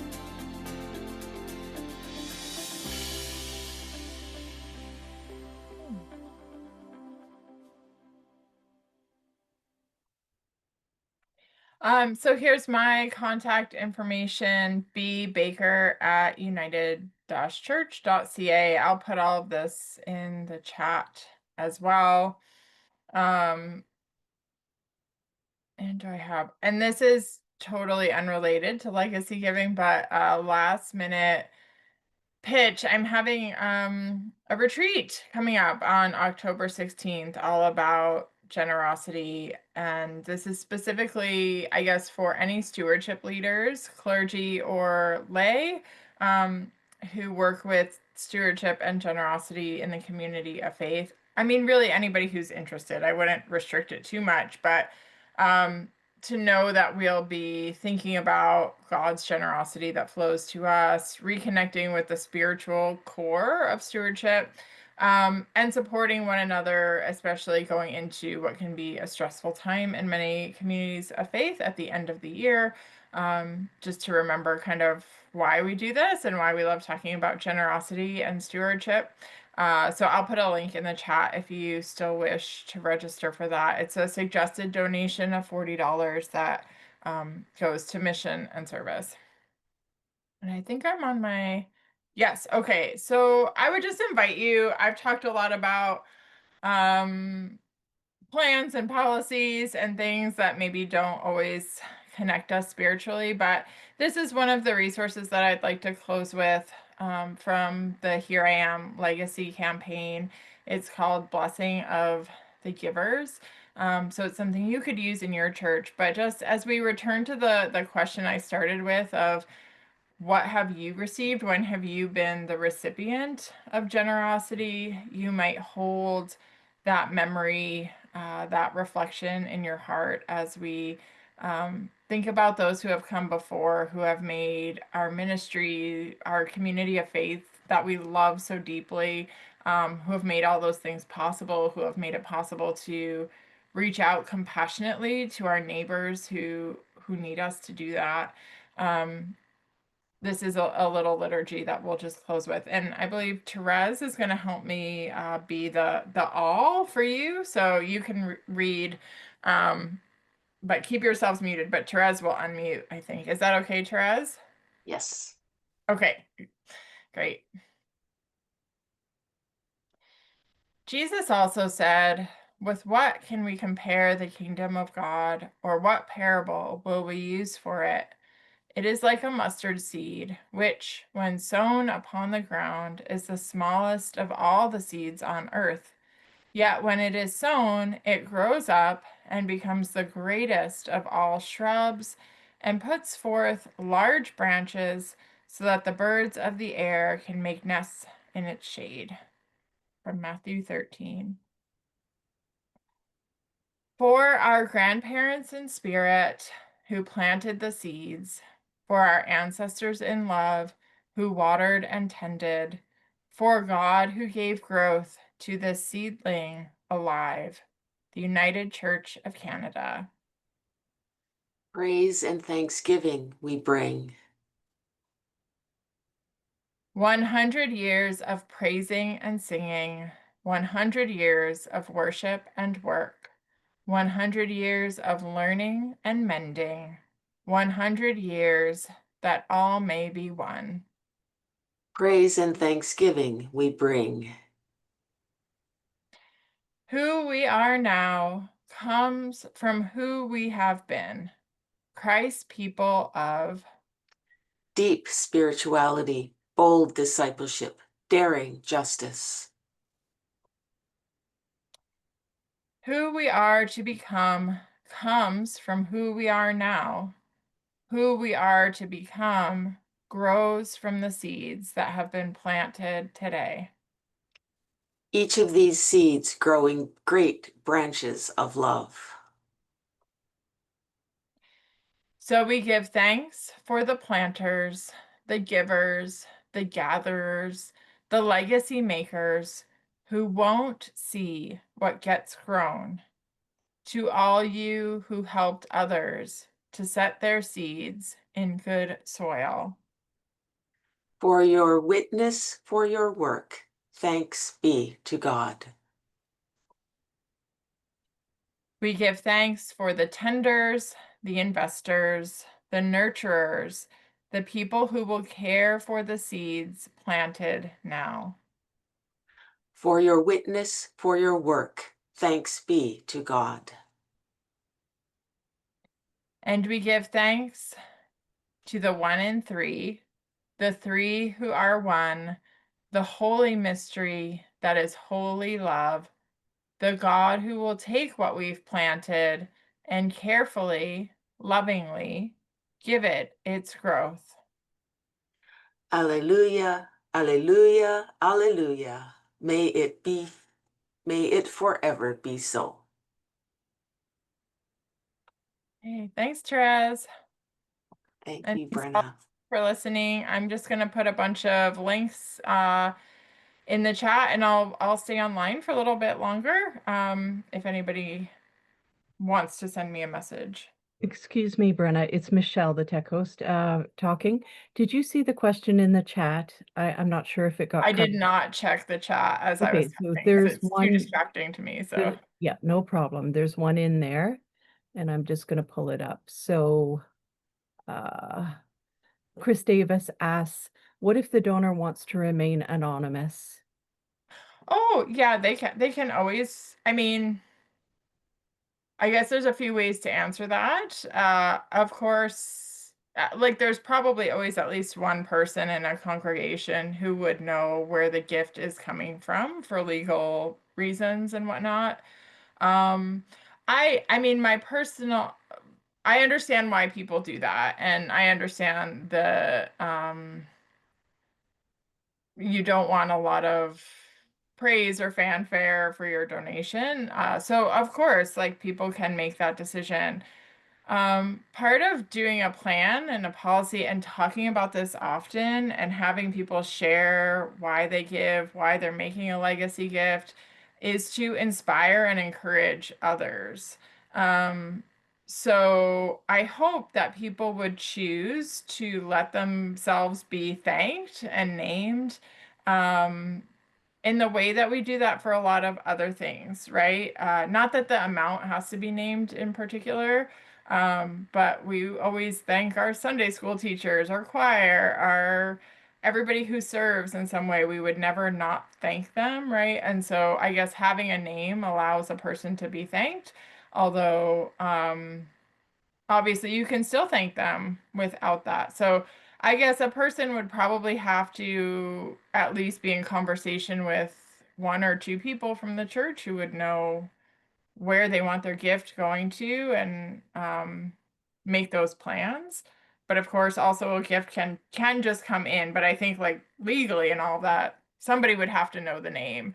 My experience, I'll just say this, like in most congregations, is everybody knows where the gift came from, and nobody says it because we're trying to be polite, but like everybody knows anyway. So I'm more speaking to if you are considering making a legacy gift, it would be amazing if you could tell people why you have that ahead of time in your will, and then let your family be thanked and let you be thanked because it inspires other people to make the gift, because otherwise they think, oh, was some like really extraordinary person who had probably lots and lots of money and I couldn't do that. So but if they know, like, hey, it was Bill who sat next to me in choir for 30 years, oh, like I could do the same thing, right? So that's my take on it. Of course, honor what the person wants. And I think there is no reason why, outside of the person handling the transaction, that anybody else would have to know. So I hope that helps. Thanks, Brenna. There's just a comment here from Larry Schneider. For several months at our church, every couple of weeks, an anonymous cash gift is pushed through our mail slot. Oh, somebody's just like dropping it off. We have Wow. no idea of the giver identity, but are so deeply grateful for this nameless donor's generosity. That's amazing. I mean, I love that story, Larry, and I know like those stories happen and there's often like really meaningful stories behind them. Um, Maybe some Sunday, like I hope that there'd be an opportunity to name that in worship and just say, we're so thankful for this person and their generosity. Like to tell your congregation, did you know this was happening? Somebody out there loves our church so much. Like we don't know who they are. It's too bad for that person because they can't get the tax receipt. That's my logical brain thinking, but you know, like, so, but thank people. Like, there's no reason your church can't know that that's happening, if that makes sense. Yeah. Thanks so much, Brenna. Yeah, I'm gonna just drop, I'll have to pull up my notes, but I'll put a whole bunch of links in the chat, so.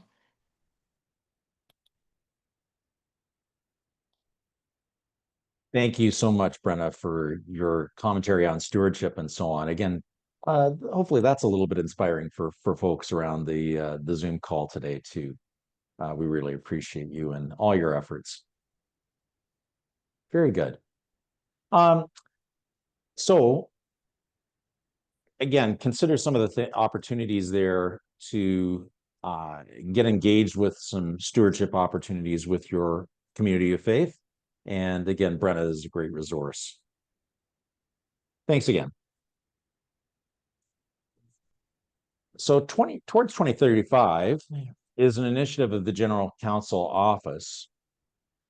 And Carrie Stover, myself, and others had the privilege of hearing or meeting on the Wednesday after General Counsel to hear a little bit more about it. Also, things have been filtered through staff. I'm sure have heard about some of the things and so on. Cam Fraser is joining us today, and we'll hear a little bit more about this initiative. So we thank Cam for joining us, and we'll turn it over to Cam. Well, Richard, thank you so much for having me and for the invitation to be here. I'm going to get my screen up and a presentation shared for y'all. Oh,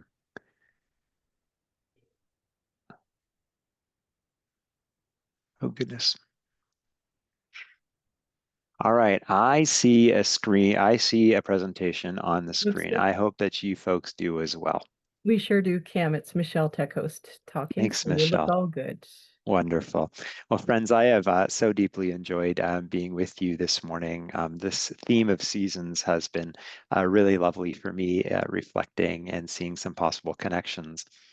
I was thinking about how I might describe this session in regards to that theme. And I've come up with 3 possibilities. And maybe you could tell me at the end whether any of these resonate with you. In towards 2035, are we perhaps invited into a season of listening? Perhaps we are invited into a season of paying attention. And this last one maybe is grammatically a little bit weird, but you'll see why I'm choosing this word. Are we in a season of perceiving? So friends, in the Antler River Watershed Regional Council, I come to you from my home in the Cathedral neighborhood of Regina, Saskatchewan on Treaty 4 territory. I want to start here. In the winter of 2023, just about 2 months after this picture was taken, I was in my 9th year in ministry of Knox Metropolitan United Church in downtown Regina. I had moved there in 2014, just after our second daughter, Isla, was born. And I came from Milton, Ontario, on the 401, where I had been in ministry with St. Paul's United Church and the Annex, which was a new church plant, fresh expressions outreach project that started in 2008. And during that time, I had also been serving as the camp director at Ryerson United Church Camp near Turkey Point on Lake Erie. So not within y'all's region, but just up the lake a little bit. In the winter of 2023, I noticed on the United Church website, on the social media sites, that the church intended to create a new role to animate what it had recently named as a leading priority. And that role would be called the Director of Growth and Ministry Development. And as a person living in congregational ministry and serving on the prairies, I have been well cultured in being immediately suspicious of anything that the national office does. And so I thought to myself, well, this is going to be interesting. Let's see who they find to do that. And then, deeply disturbing, a friend and colleague sent me an email and said, "Man, have you thought about this new role?" And then, even more disturbingly, I downloaded the job description. I read the strategic plan, and I thought about the aspirations, and I thought about my 14 years in congregational ministry, thought about my involvement in church planting and camping ministry, and this horrible thought came to my mind that I feel something within me calling me to put my name forward. And then, to further complicate things, the interview team seemed to also feel that there was something of a call there. And now I am thinking, well, this is going to be interesting. Let's see how it all goes. Perhaps you know about the Growth Initiative, or perhaps today is the first time that you're hearing about it. And perhaps you've heard about it without realizing that you had. If you know Reverend Greg Smith-Young and his work within your region, and my friend and colleague Greg is going to be presenting later today, or if you've seen the A Place at the Table campaign, or if you've heard about the 100 Tables Initiative, well, you have encountered the United Church's Growth Initiative out in the wild, in action. One of the things I find most meaningful about this role is that each Thursday at 12 p.m. noon Eastern Time, members of our team and other staff colleagues and lay leaders and clergy from communities of faith gather for 30 minutes online to pray for ministries at the United Church of Canada. We name things that our deployed colleagues see and carry from their work with you, and we hold these things together. We would always be honored to pray for you or with you, and there's some information there, and I think Greg will say more about that, and Greg is one of the folks who hosts that. So as we've heard, I am here to speak about Towards 2035, and I wonder, before today, who among you had heard that term? I can't see you all when my presentation's up on screen, but I imagine some of y'all can see each other. And if you have heard about it, I'd welcome you to put a thumbs up reaction in there, or to put a hand up, or to wave, or to say in the chat, yeah, it's something I've heard of. And I'm also super curious, if you had heard about it, I wonder where you did hear. Did you read the General Secretary's open letter that was published online this spring? Did you encounter it online somewhere? Did you see the presentation at General Council 45 about this? Or maybe you read the broad view summary and interpretation of that presentation. Happy for anyone to say so in the chat as well. And I'm not going to ask you to share this last part, but if you had heard about it, wherever you heard about it, I wonder, when you heard it, what did you hear? What did you think? How did you respond? How did you react? What did you hear in that? And what did you understand the main message to be? When we presented at General Council 45 in Calgary, I was honored to share the stage with Trina Duncan, Executive Minister for Pacific Mountain and Chinook Winds Regional Councils. And she opened that presentation by bringing us back to 1925 and to the years leading up to it, appropriate to do so in our centennial year. She invited us to reflect on what it must have been like to be in leadership, whether at a congregation or the denomination in that moment, to have discerned God's call, God's leading to imagine something new, a church for a changing world. What courage that must have taken. What grief that must have caused, how much paperwork that must have involved. Like this was like before email. This was before fax machines. How did all the business get done? What vision and dream sustained and guided them to become a united church? A united church for a Canada that was still defining itself and that would, for years to come, seek to learn more about what it was, where it had come from.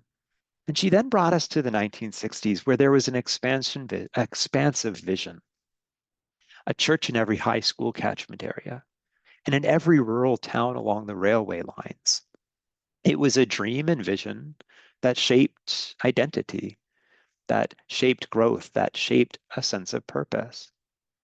And then change, and change, and more change, and more change in the world, in the country, and in the church. And leaving the question, what now is the vision and dream that we should hold together? What is the church that Canada needs in 2035 and beyond? How must we shape ourselves? What does faithfulness look like now? Not faithfulness for survival's sake, but for the sake of the good news with which we encourage one another and which we proclaim to the world around us, that we are not alone, and that we live in God's world. So this question of what comes next, brought together national and regional executive ministers in the fall of 2024 to look honestly at where we find ourselves collectively and where we are heading. They looked at numbers, they looked at maps, and they brought lived experience, both their own, but also the experience they carry from their work in supporting ministries at the local level. And they brought incredible love for the church. And they asked big questions. Questions like, what is the likely future of the United Church of Canada if we continue the current path? What would it take to shift that trajectory? And how do we lead into what comes next from a place of faith rather than a place of fear? And out of that gathering came a commitment to engage in a whole church conversation. This was described as a general council initiative, and what the hope is that this will be a whole church conversation to develop a whole church strategy rooted in data and discipleship, with a vision of resilient, inspired, diverse, multi-generational church that is called in love to witness and to minister across a pretty big country in both rural communities and urban centers, and from coast to coast to coast. In the 1960s, there was a very clear idea of what that meant. I said it already. It meant a church in every high school catchment area. It meant a church in every rural town that the railway stopped. But what does that commitment to witness in love and justice across the country look like today? What must it look like in 2035 and beyond? And that's the question underneath all of this. And to help us ask this, I want to invite us to root our thinking in two things. In some words from a song of faith and the word of God spoken to the people living in exile through the prophet Isaiah. We sing of a church seeking to continue the story of Jesus by embodying Christ's presence in the world.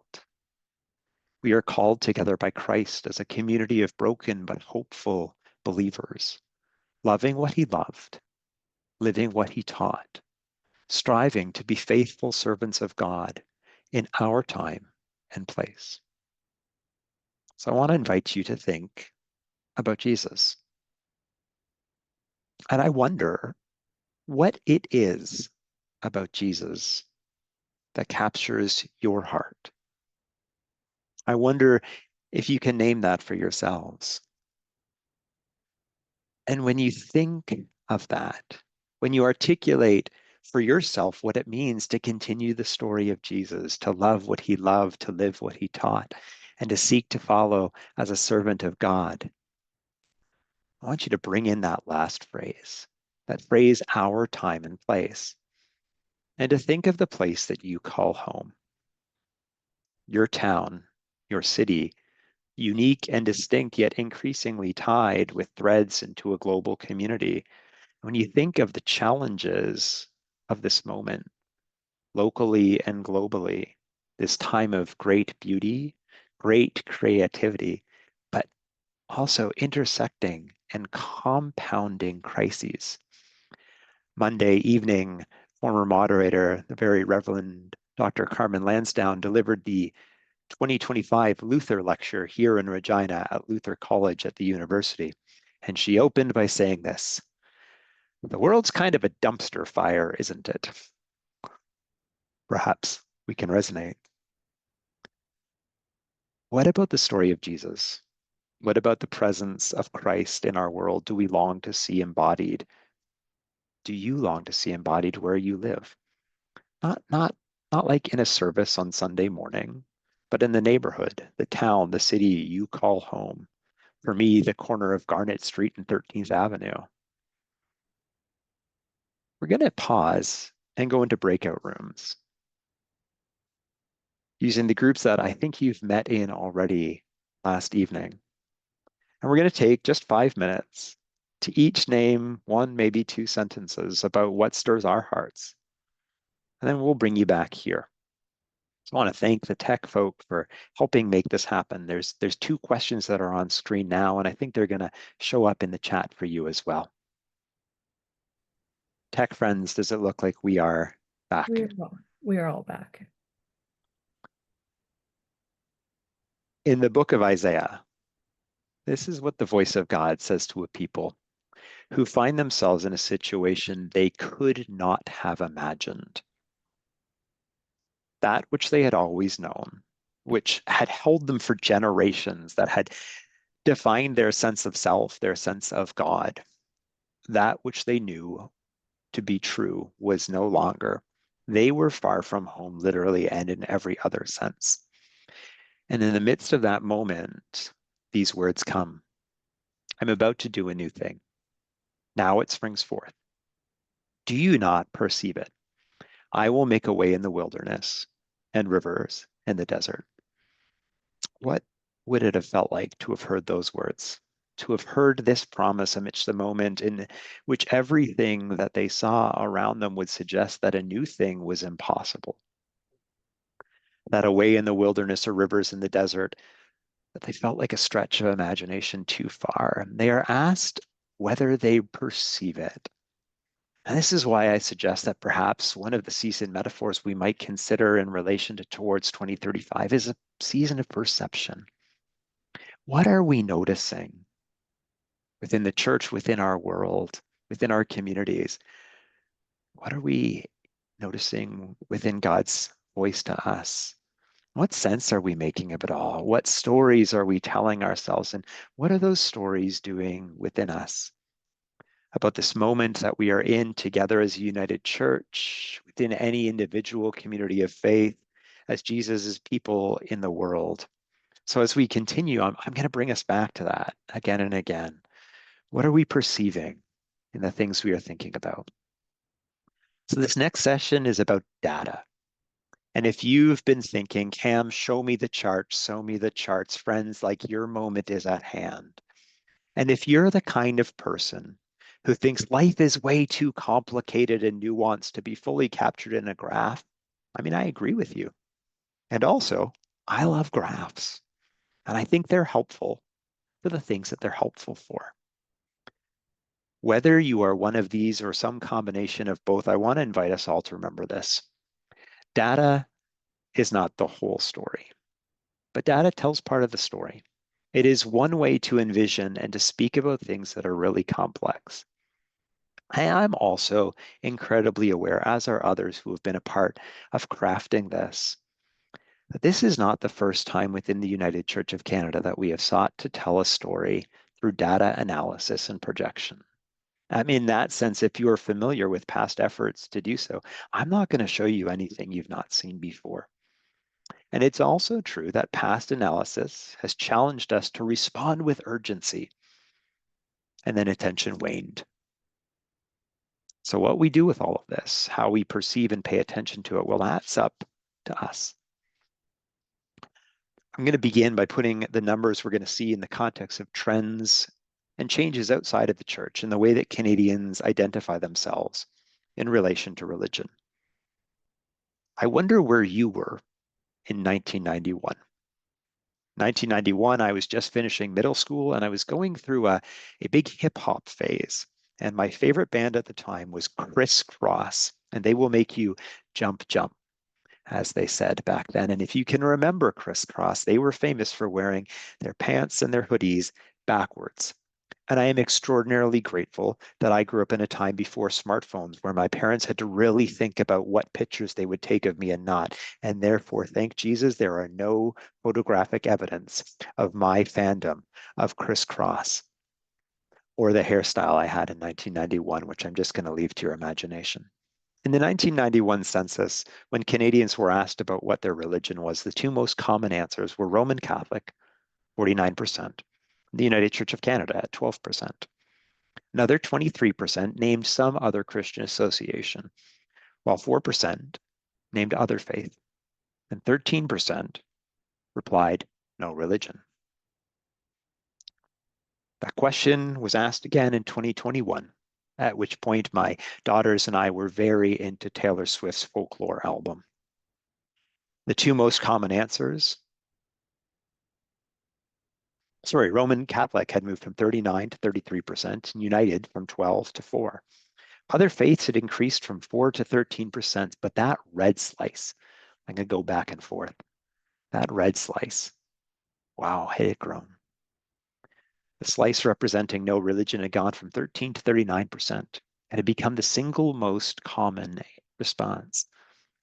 We can also look at the change through this chart. The blue and the gold line, the light blue and the gold line represent Roman Catholic and United decreasing at a similar angle. The blue line, a dark blue line of other faiths with a modest increase, but that red line with the most notable and sharpest increase. And there's been a lot of talk about what does that red line mean? Has the number of people who truly have no religious interest or engagement increased at that rate? Or during that time period, did it become more acceptable to name oneself freely as having no religion? It's probably a combination of both. But I wonder what you perceive in this. I wonder if this reflects the people that you know, whether within the community of faith you are a part of or beyond. I wonder how it reflects the community you live in. Now, the most recent census data, of course, is from 2021, and I wonder if perhaps you even perceive a change since then in the area that you call home. Now, the census asks about affiliation, and later I'll speak to some research done at a different level around belief and practice. So what can we say about the United Church during these same time periods? In the beginning of our conversations, we asked data analysts who work within the General Counsel office to take some of the things that we track, like through the statistics forms that communities of faith that pastoral charges submit, and to work with them to look at what trends we see as we think about the last 30 years that could help us think about what might come to be in the next decade. So in the charts that come for each data point, you're going to see 3 columns. You're going to see a gold column that represents 1992. You're going to see a blue column that represents 2023. And I'll just pause to say I'm using 2023 because it takes about a year for pastoral charge statistics to be submitted, which means we are only now closing the books on 2024. And finally, the red will be a projection. I'm careful with that word projection. The data team takes every year from 1992 to 2035 and uses Excel to project how that trend would continue to a point into the future. This one being 2035. We get a high, a low, and a middle possibility. And for each of these, I'm presenting to you the middle. Now, when we did this, we pondered whether the COVID years needed to be removed. And so we ran the numbers with them and we ran the numbers without them. And we noticed no major change. So these numbers include those years. This is important. This isn't meant to be a prediction or a prophecy. It's meant to be a point around which we can center our thinking and our discerning. So you're not going to hear me say, in 2035, there will be this or there will be that.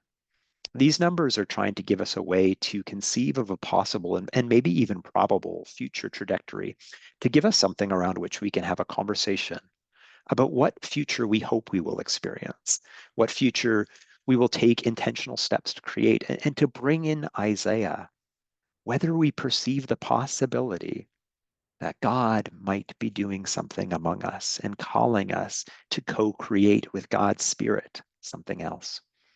For this moment, or for this morning, I'm going to focus on congregational participation, using pieces that we record as the whole church that help us speak about this.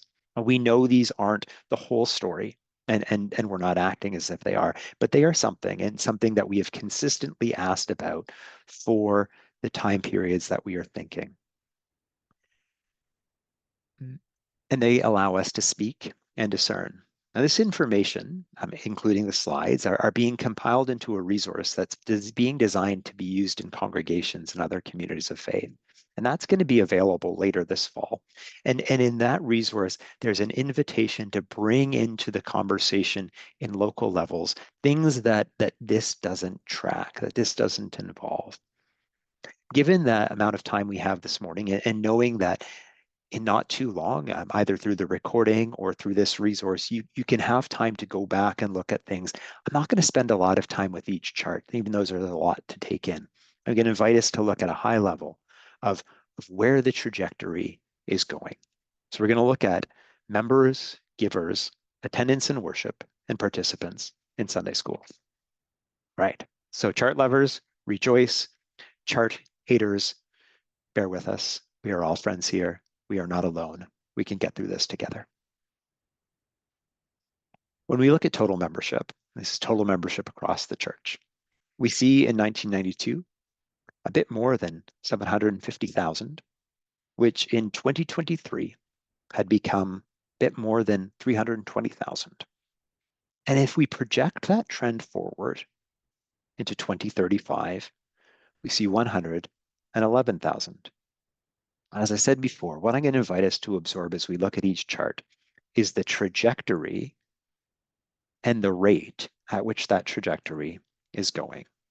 This is, of course, a whole church number, and in a few slides, you're going to see why we are starting our conversation there. But I wonder about your community of faith. I wonder if this is reflective of your reality. Maybe you know the exact numbers and could say them off the top of your head. Or maybe if you've been around for this period, you have a feeling of the movement. This is what we see in worship attendance for the same time period. 1992 gold, over 320,000. 2023, the blue is 110,000.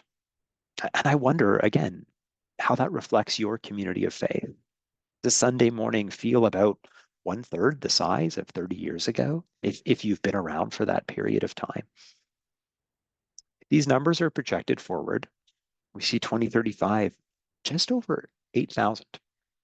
Now remember, we're not trying to say that in 2035 there will be that number. This is statistics, not soothsaying, but it gives us a sense of what we are looking at.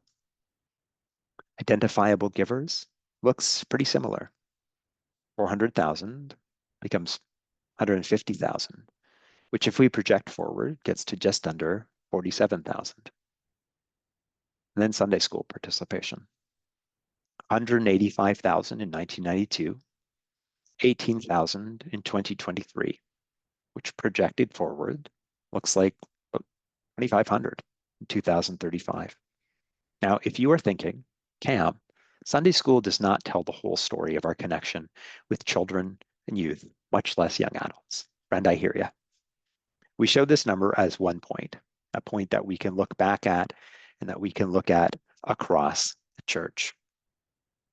First, third, and children, youth, and young adults staff who work at the region level have begun doing some different mapping that looks at community of faith programming that happens outside Sunday morning and looks at things that happen outside of pastoral charges, camps, campuses, events, leadership opportunities. And the hope is that this can help us get a sense of what is happening, but also identify gaps and spaces of potential. Now, before we move to the next chart, I want to invite us to think about what we've seen. In each of these markers, we have, in my opinion, a pretty similar trajectory, some more dramatic than others, but things moving pretty consistently. The final slide looks different. This is the number of pastoral charges. 2,400 and change in 1992, 1,976 in 2023. And if we project that number forward, we get 1,600, a very different rate of change than the markers of individual participation. While each of these data points suggests the possibility that a drastic decrease would continue, when we do the math on this one, it suggests something more moderate. And if you are thinking to yourself, Cam, how on earth can this be possible? How can that number of pastoral charges be sustained when there are as few worshipers, members, or givers spread between them as the previous charts suggested? Well, if you're thinking that, and you previously had thought that you don't know how to make head nor tails of data, well, you're doing it, like right there. So what might this mean? I've got a few thoughts. Many of our conversations that we have within ourselves is that the United Church of Canada is closing congregations. We sometimes say this left, right, and center. We sometimes say that it is at the rate of one a week. And this is not to deny that. It's not to downplay the significance that that has on the people of those congregations or the communities in which they are located. But what this indicates, I'd suggest, is that while that is true, there's a dynamic that we also need to think of. And that since the decrease in the number of pastoral charges is not in line with individual participation, rather than some places staying static over this 30-year period while other places have declined or disappeared, this shift has, with some notable exceptions, been experienced throughout. We might describe it as a thinning or a hollowing. And I wonder if that matches your context and with the context of other communities you know. One of the things that we wonder about this is whether the experience of less, or maybe even a sense of just holding on, is risking becoming normative. Now, I spend a lot of time in my role in conversation with congregational leaders, both directly and hearing back from our 6 staff who are deployed throughout the church and from regional colleagues. And one of the things that we hear again and again, and maybe you've heard this as well, we're doing okay as long as ... doesn't happen. Now, friends, the ... is not an unimaginable crisis, like a once-in-a-generational respiratory pandemic, or a cataclysmic change in the community like the loss of an industry or a major population shift. I mean, those things happened, to be sure, and they had significant impacts. But when we're hearing, we're okay for now, as long as ... doesn't happen, the things that people are naming are things that are going to happen, like a broken boiler or another building expense, the retirement of a minister, the death of a particular donor, or the moving on of a key leader. And with it, we hear an anxiety that such things as this could bring a community to a point of decision that they don't feel ready for, that they don't feel equipped for, and that this is causing incredible anxiety and concern. There's another thing I think that this causes us to pay attention to. Projections and anecdotal evidence would agree that in the coming 10 years, we can anticipate a pivot, a sudden drop in pastoral charges, to use this chart, as in that red column would start reflecting the ones on the previous slide. And one of the wonderings is, will we see in this significant swaths of the country with no United Church presence? Perhaps you can already name places within your region where this is the case. And there are also many examples elsewhere. It's particularly significant in rural areas, but it's not limited to that. As we think about this, why does that matter? I'd like to suggest this. It's not that we once had more franchises than Tim Hortons, and that we really, really liked to say that we had more franchises than Tim Hortons, and that our collective identity was bound up in things like that, and that we are worried that if this trajectory continues, that soon we will only have more franchises than Robin's Donuts. I'm not sure if Robin's Donuts is a thing where y'all are. We have a couple here in Regina. It matters because of this. If we think back to where we began with the story of Jesus, and if we believe that that story matters to the places that we call home, and that it matters in human lives, and if we are sensed we are called to be a witness to a living and loving God across the country, and to hold that witness not just in a unique way, but in a way that is vital, then large areas with no united church presence is something we need to think very carefully about. And perhaps, as Greg's amazing Community of Faith Support Commission presentation reminded us, perhaps we need to think about how we have understood united church presence to be embodied and lived out, what we thought we needed to be present, to be faithful. And do we need to become open to ways in which it might be necessary to live this out in new ways, more in line with what we have, rather than that which we once had? When I was in university, I worked at a sports camp at Trent University. And one of the areas I worked in was mountain biking. And when we taught groups of young campers, we would teach a skill we called tracking. We'd pause on the trail, we'd invite everyone to get off their bikes, and we'd look at what was coming up. I always took us to the same spot because it was this perfect place to do it. And the campers would name the obstacles. They'd name the big rock over there, the stump over there, that kind of twisty part in the middle. Here's the thing with tracking, and bikers in the room might know this. It's about looking for the clear path that you want to follow and fixing your eyes on that. And you recognize the obstacles, but they can't be your focus. Because if you're pedaling along and your mind is going, don't hit the rock, don't hit the rock, don't hit the rock, don't hit the rock, I have a feeling that whether you have mountain biked before or not, you can intuitively guess. If you're saying that, you are going to do one thing, and you are going to do one thing only. My friends, what do you think it is? You're going to hit the rock. But when we can see where we want to go, we sometimes still hit rocks. But often we are pedaling in such a way and moving our bodies on our bikes in such a way that moves us to where we want to be. I wonder if we're in a moment, sometimes collectively and sometimes within particular communities, where we find ourselves in a collective position of don't hit the rock, don't hit the rock, don't hit the rock. Former moderator, the very Reverend Carmen Lansdowne, often said, we do our best work when we are trying to pursue goals, dreams, and visions, not trying to solve problems.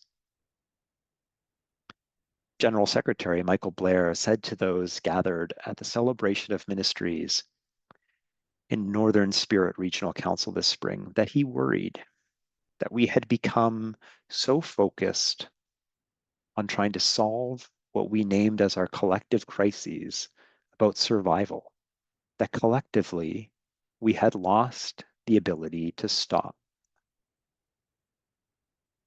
and to listen to the Holy Spirit. God said to the people living in exile, I'm about to do a new thing. Now it springs forth. Do you not perceive it? I will make a way in the wilderness and rivers in the desert. When we return after lunch, we're going to continue to pick up these threads and wonder about how we are collectively postured in this moment as a whole and within our individual communities. We are going to ask again what story we are telling ourselves about our moment, and ask how that story is affecting our decision making, We're going to look at other things that perhaps we might also want to pay attention to. Before we do, I want to leave us with this.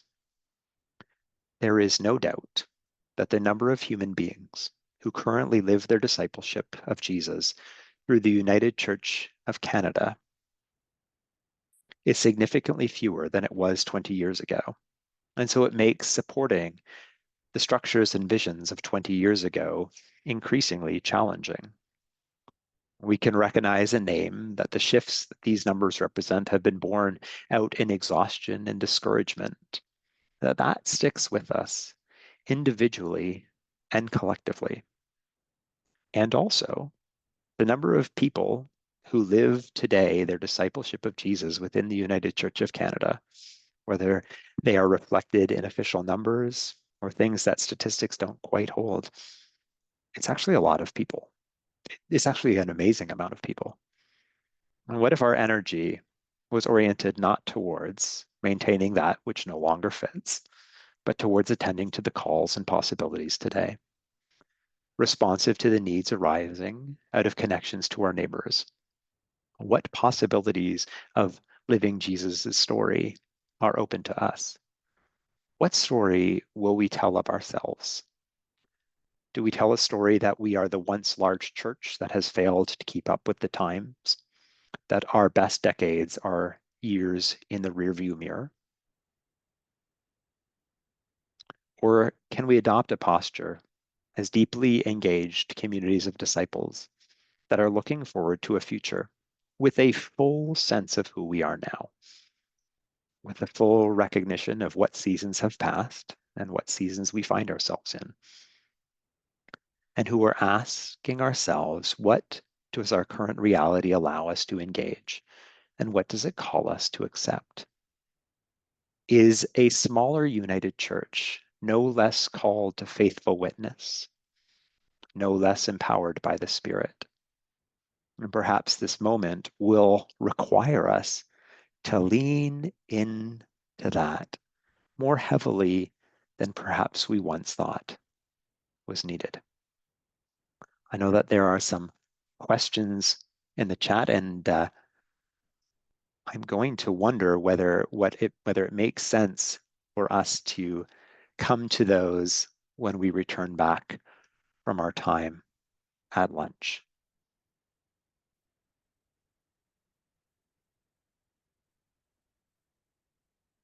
And in response to that, Cam, I would say yes. If we could, it'll give you a moment to digest those questions too and respond. And I know in your time zone, you're just at 10 to 11, so you're not hungry yet. You just had breakfast and whatever. But the rest of us in Antler River are at 11:50, and we did say 45 minutes for lunch. So if we could put a timer up for 45 minutes, and we will return at 12:35. So that'll give you a chance to nourish your body and perhaps head to the washroom as well and get a drink of water or something along the way too. So thanks very much, and we'll see everybody at 12:35. Nice little musical interlude. Thanks, Cam. Really appreciate that. Greg put it up. Oh, Greg put it up. Perfect. I like it. Anyway, I hope that you've satiated your hunger, but that you're hungry for more from Cam. And we look forward to seeing more of your presentation, Cam. Welcome back, everybody, and settle in for a great afternoon. Cam. Thank you, Richard. We were communicating over the break, and there were 3 questions in the chat that came up, and organizers decided I'm gonna take some time to address those 3 questions in a little bit, because some of the things that we're talking in the afternoon will address that as well, and then I'll go into the second part. And as a sneak preview, early into the second part, there's an invitation for y'all to engage in small groups in what we've heard. So there was a question, and thanks, Charmaine, for this. Are we just resigning ourselves to decline without even trying a fresh marketing campaign? No other church leans into service and care like we do. Why aren't we telling that story? So thank you so much. I'd say that one of the things that I see in towards 2035 is that there's two spaces that we could go that we should avoid. One is that we could look at all of this and simply long for the good old days when it wasn't so. And the other thing that we could do that we should also avoid is throw in the towel. And so definitely not resigning to decline, accepting that there is something different. So I'd say marketing campaign, absolutely, and not just marketing campaign. So this initiative is born out, and again, this is both national and regional leadership born out of a deep conviction that the Jesus story matters, that it has a voice into our moment and something that holds human hearts. And so to share that with compassion, with confidence and humility, and to do so in good ways is absolutely important.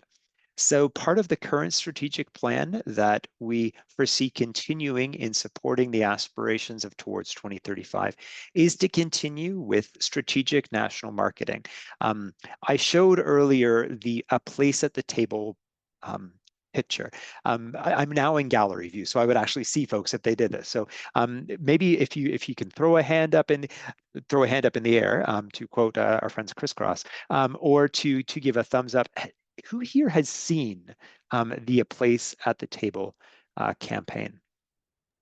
And I'm gonna do that. I'm gonna show that slide again later. So definitely that was an effort to I'm gonna say more about it, to reach deeply into our sacred stories, like the very center of it, to that table that Jesus welcomes us to as friends and followers, and to share that in a way that we believe would resonate with people outside of the church. And one of the things that undergirded that was some work on national research that I'm going to talk about a little bit more, to get a sense of both the life needs and the spiritual inclinations of non-religious Canadians, as well as their understanding, getting an impression of their understanding of who the United Church is and what the United Church is all about. And so in the years moving forward, expect further experiments like that at a large level that we hope will then be useful at at a national level, but we hope will then be useful at a local level. An example is that there was the Place at the Table campaign, so this large piece of art, and in the new year there are some strategic sites throughout the country where that's going to be launched in whether billboards, posters, or something else, to see that more locally. And regional councils where that is located will become partners, and communities of faith who are situated nearby where any of that is happening will be engaged as well. So national, regional, and local community of faith can think together about how to best make use of any attention that gains. And one of the things that we did this summer, there was the national campaign, A Place at the Table, and then there was the 100 Table campaign. Now I'm going to talk about this a little bit more in very, very details because I don't want to steal Greg's thunder, because then he'll have to play Thunderstruck at the next break, which may be great. That may be great news for you all. Maybe now I've given him the permission to do so. If he still has thunder, he can play Thunderstruck. That's up to you folks. The 100 Tables. Are folks aware of the 100 Tables campaign? So we had this national piece centered around a table, and then this follow-up where 100 communities of faith, 109 in fact, were invited to participate to take a table and show their version of what Jesus' invitation to the table means to them and how they see that relating to the place that they call home. So those are two things. So national campaigns with inroads for local response. And the final one is this, less flashy than formal marketing campaigns, a renewed focus on equipping local communities, both as an institution in the local community, but the membership of local communities, to be invitational themselves. to share their faith story and to adopt an invitational posture towards their neighbors. Which I mean, folks, like the way you created these questions was just fabulous, because that posture of invitation flows so beautifully into Brad's first question about the dashboard. There is a question here. The dashboard on the United Church of Canada website says tools and a company for communities of faith is delayed. Can you talk about timelines and what those tools may look like? So we'll make sure that the link, so folks know what we mean when we say dashboard. The strategic plan does report on progress of the particular initiatives. And up on the website right now, one of the initiatives under the growth strategy specifically is about providing tools and accompaniment for communities of faith. And it is currently listed as delayed. And Brad, I'm so glad that you asked, because that helps me tell the web team that they need to change that.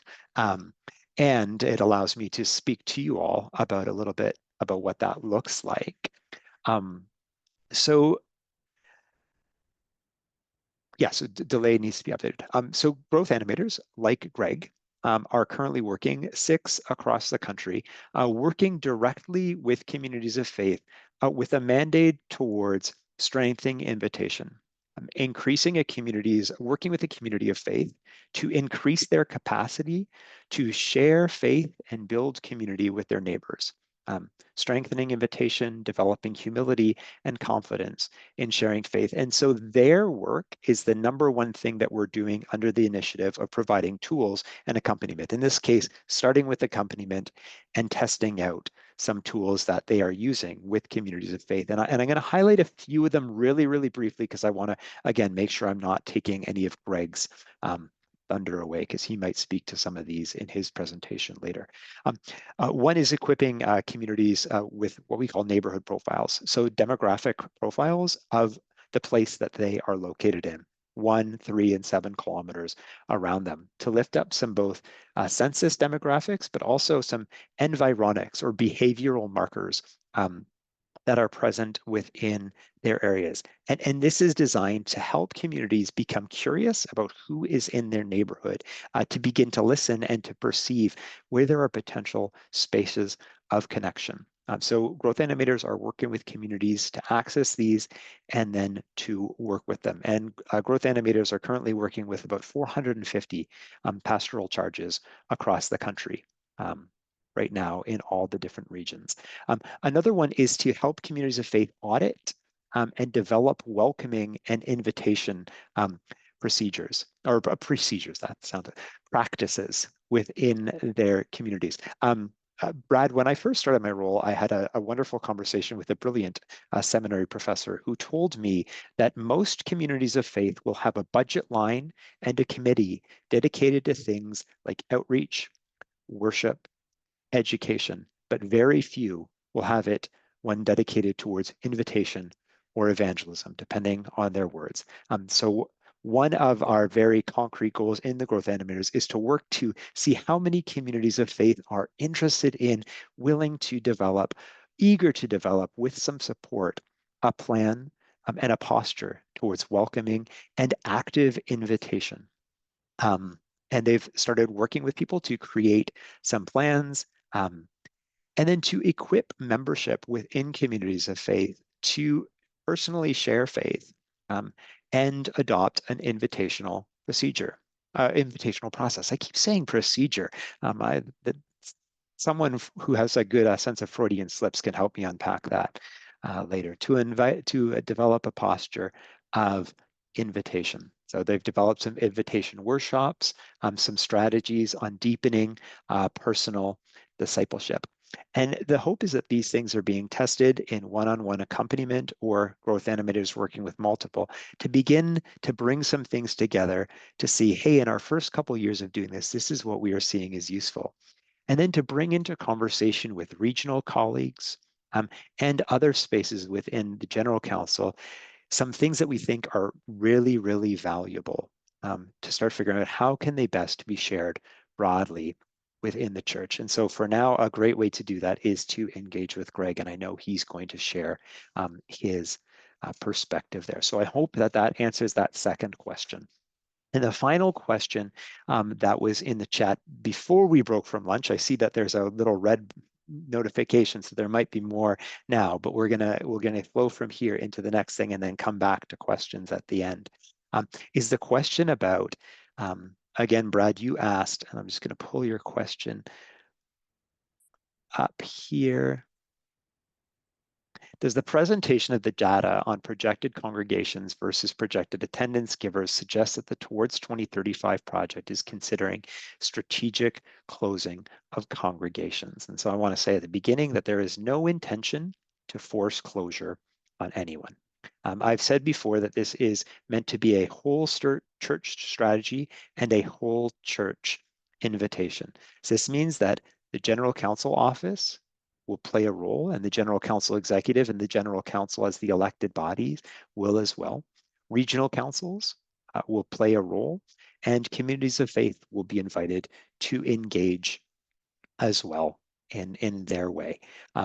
Regional councils in particular are invited to take a visionary and strategic leadership role in looking at the whole picture of their regions and to zero in and begin to identify areas of potential and areas of concern. And those words aren't super nuanced, but this is the responses that I'm creating in the moment here. Richard mentioned a gathering at the day, 2 days after General Council, in which regional chairs or presidents or the equivalent came together with the General Council executive to talk about the role of elected bodies like their own in pursuing such a future vision. So in a particular area, can communities of faith come into conversation about cooperations, which could include some particular sites making a transfer of mission and ministry, which could include choosing to close to adopt a new posture, whether that's to become part of a geographical ministry or to evolve in a different way. I think one of the really driving questions is, do we within the United Church of Canada have a good idea or good practices and models of being disciples of Jesus when that is not lived out through Sunday morning worship at the church closest to us? This may be a generalization, but one of the things that we hear from across the country is there is a lot of difficulty in people imagining a life of faith after the closure of a congregation. And could a focus on discipleship be part of that? I do know that, Lynn, I believe you did some sabbatical research as well on questions of around this sort of thing and helping communities of faith discern when it is their time for ministry to take a different, to take a new form in closure. I hope those have begun answering some of those questions. So definitely, Mark has reminded us that the Antler River Watershed Executive will be picking up in the coming months this project and asking themselves where they see and where they can offer points of leadership into pursuing all of this together. Okay. Here's my proposal is to continue on with the information in there and then to circle back to these final ones and to wrap all this up at 11:15 for me, 1:15 for y'all. Here we go. We have hope in the future. I'm gonna call back up. So folks whose questions there are, please throw in the chat if there's more elaboration that I could offer than what I currently did there. I am going to, okay. Here's what we are going to do. We are going to invite you straight in to some breakout groups. We're gonna invite you to have a 10-minute conversation about your response to what we've seen in the data. Does this reflect your context? Perhaps you are living a different trajectory. And to ask you the question, how is your community holding this reality? What is the story that you are telling yourself about this time, about what this time asks of you? I'm going to invite our friends in tech to take things from here and to transport us to where we need to be. Oh. These words from Isaiah invite us to think about what we are perceiving God doing in the moment that we find ourselves in. So in addition to what the charts have told us, what else might we be called to pay attention to at this moment in relation to this? Now, I wouldn't be true to the title of my position if I didn't talk to you about growth. And I wonder if you knew that United Churches are growing. Now, I recognize that this is a subject within our particular community that brings some feelings and raises some eyebrows. One thing I have learned, and Greg Smith-Young can likely attest to this in his role as a growth animator, as would his colleagues, that when you walk around the United Church of Canada with the word growth in your title, you create some feelings when you go there. One of the first things you are often asked is, shouldn't we be focused on more than just bums in the pews? And the answer is, of course we should. We are often asked, does growth mean numerical? To which we say, of course it does. And people say, but shouldn't we also be focused on growth in other ways? To which we say, of course we should. By talking about this, are we buying into the ABCs of church that Karen Georgia warned us about, focusing on attendance, buildings, and cash? Richard offered a wonderful reminder of this warning.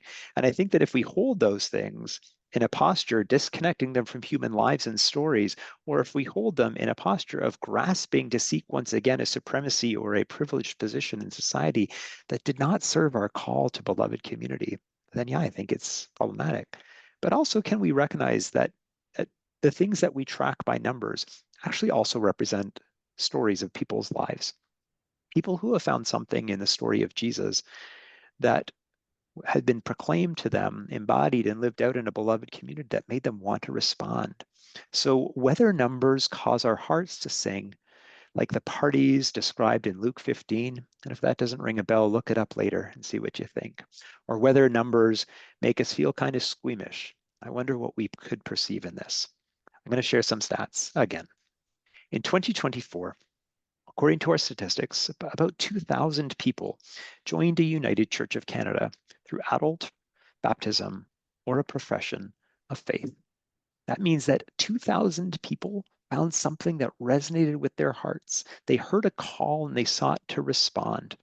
This is not the only way to respond, and we recognize that these numbers don't catch everything. Perhaps worship attendance catches a little bit more. And are we saying that this is to be valued over other things? And again, no. But it is a number that we can use to track a positive impact that is happening in people's lives. And maybe your community of faith is able to see this in other ways. And I would invite us to be thinking about how can we see the impact that we are causing. I am one of several people who have been presenting about Towards 2035 across the country. And we often are talking to each other about how to speak about growth. Is it possible that if we speak about growth, it will sound like we are trying to minimize the other things that we are speaking about? At another region, I was asked in question and answer whether the point of all this is that we are hoping to reverse the trends. And I got to admit, I paused for a moment. And then actually the regional council executive minister shouted from behind me, yes, yes, we are. But this is what I was worried that that question was asking. I was worried that a simple yes, we are trying to reverse a trend would suggest that we felt we should be collectively hoping to raise that blue bar back up to the gold bar, because by doing so, then we would be the church that we felt called to be. And that is far from what I believe is the call of this particular season. And I also wonder if in sharing, there's the impression that we could give that only church, that the United Church only cares about growing churches, which is also not the case. But when I think about this through the lens of the passage from Isaiah we've reflected on, this is something I perceive. I wonder if within the United Church, there is in some places more than others, a loss of confidence that the story of Jesus matters and could matter in the lives of people in our neighborhoods. And so I like to speak of growth not as a solution to the problems of decline, but to remember that when growth was named in the strategic plan as a priority of the church, growth was the one-word summary for this phrase: strengthening invitation, humility and confidence in sharing our faith. It was born out of a belief that we have something worth sharing, and that out of necessity we do so with confidence and humility both, and do it in a way that builds beloved community that seeks to liberate and not oppressed. So I wonder what we perceive in the thought that some churches are growing, and many in ways that these numbers don't catch. In 2022 and 2025, the United Church of Canada engaged in public research as a way to learn about the lives of Canadians who did not attend church or identify as religious, or maybe the better term is not to learn about their lives, but to understand how Canadians are framing their lives.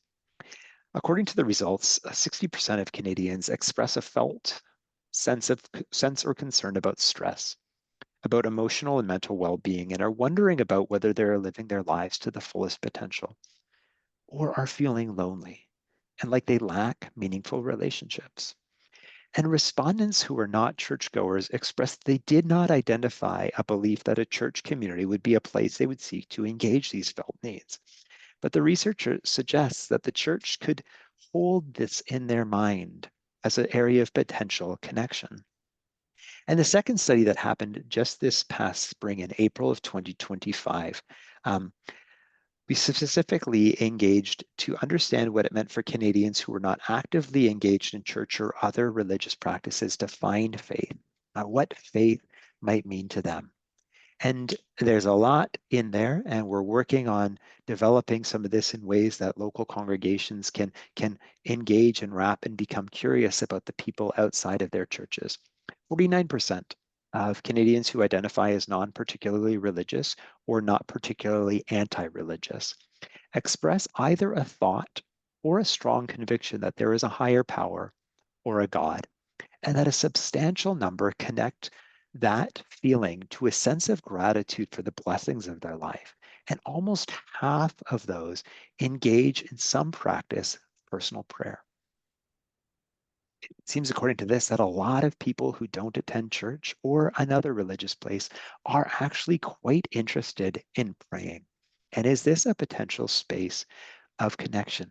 Not because, I mentioned this at the General Council when we were talking about this, sometimes I worry that when I'm sharing these statistics that I'm trying to act like we have cheat codes to kind of like get inside the brains of people to manipulate them into doing something. But what this points to me is that there is a real hunger and longing, and that what we perceive in this might help us figure out how we might approach to live into the calling that we have to be a part of people's lives.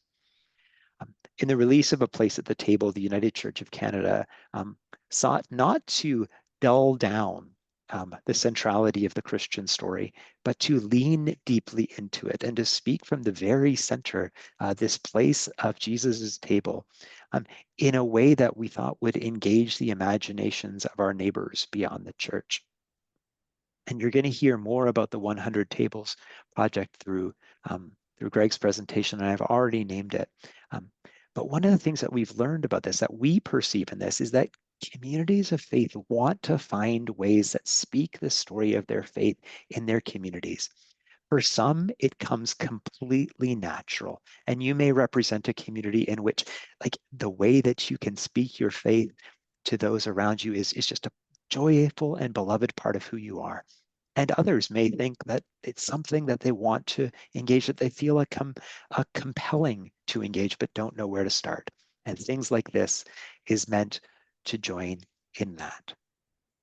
Now, we're not going to split into small groups about this, but I want to invite us to think from our own perception, like our own pondering, what do we perceive is the openness or interest or longing to prayer or spirituality or faith community among those who live in our neighborhoods. I know for many, the organization Alpha and the Alpha program feels kind of ick, and for some it feels like a true reflection of who you are as a Christian living your discipleship in the United Church of Canada.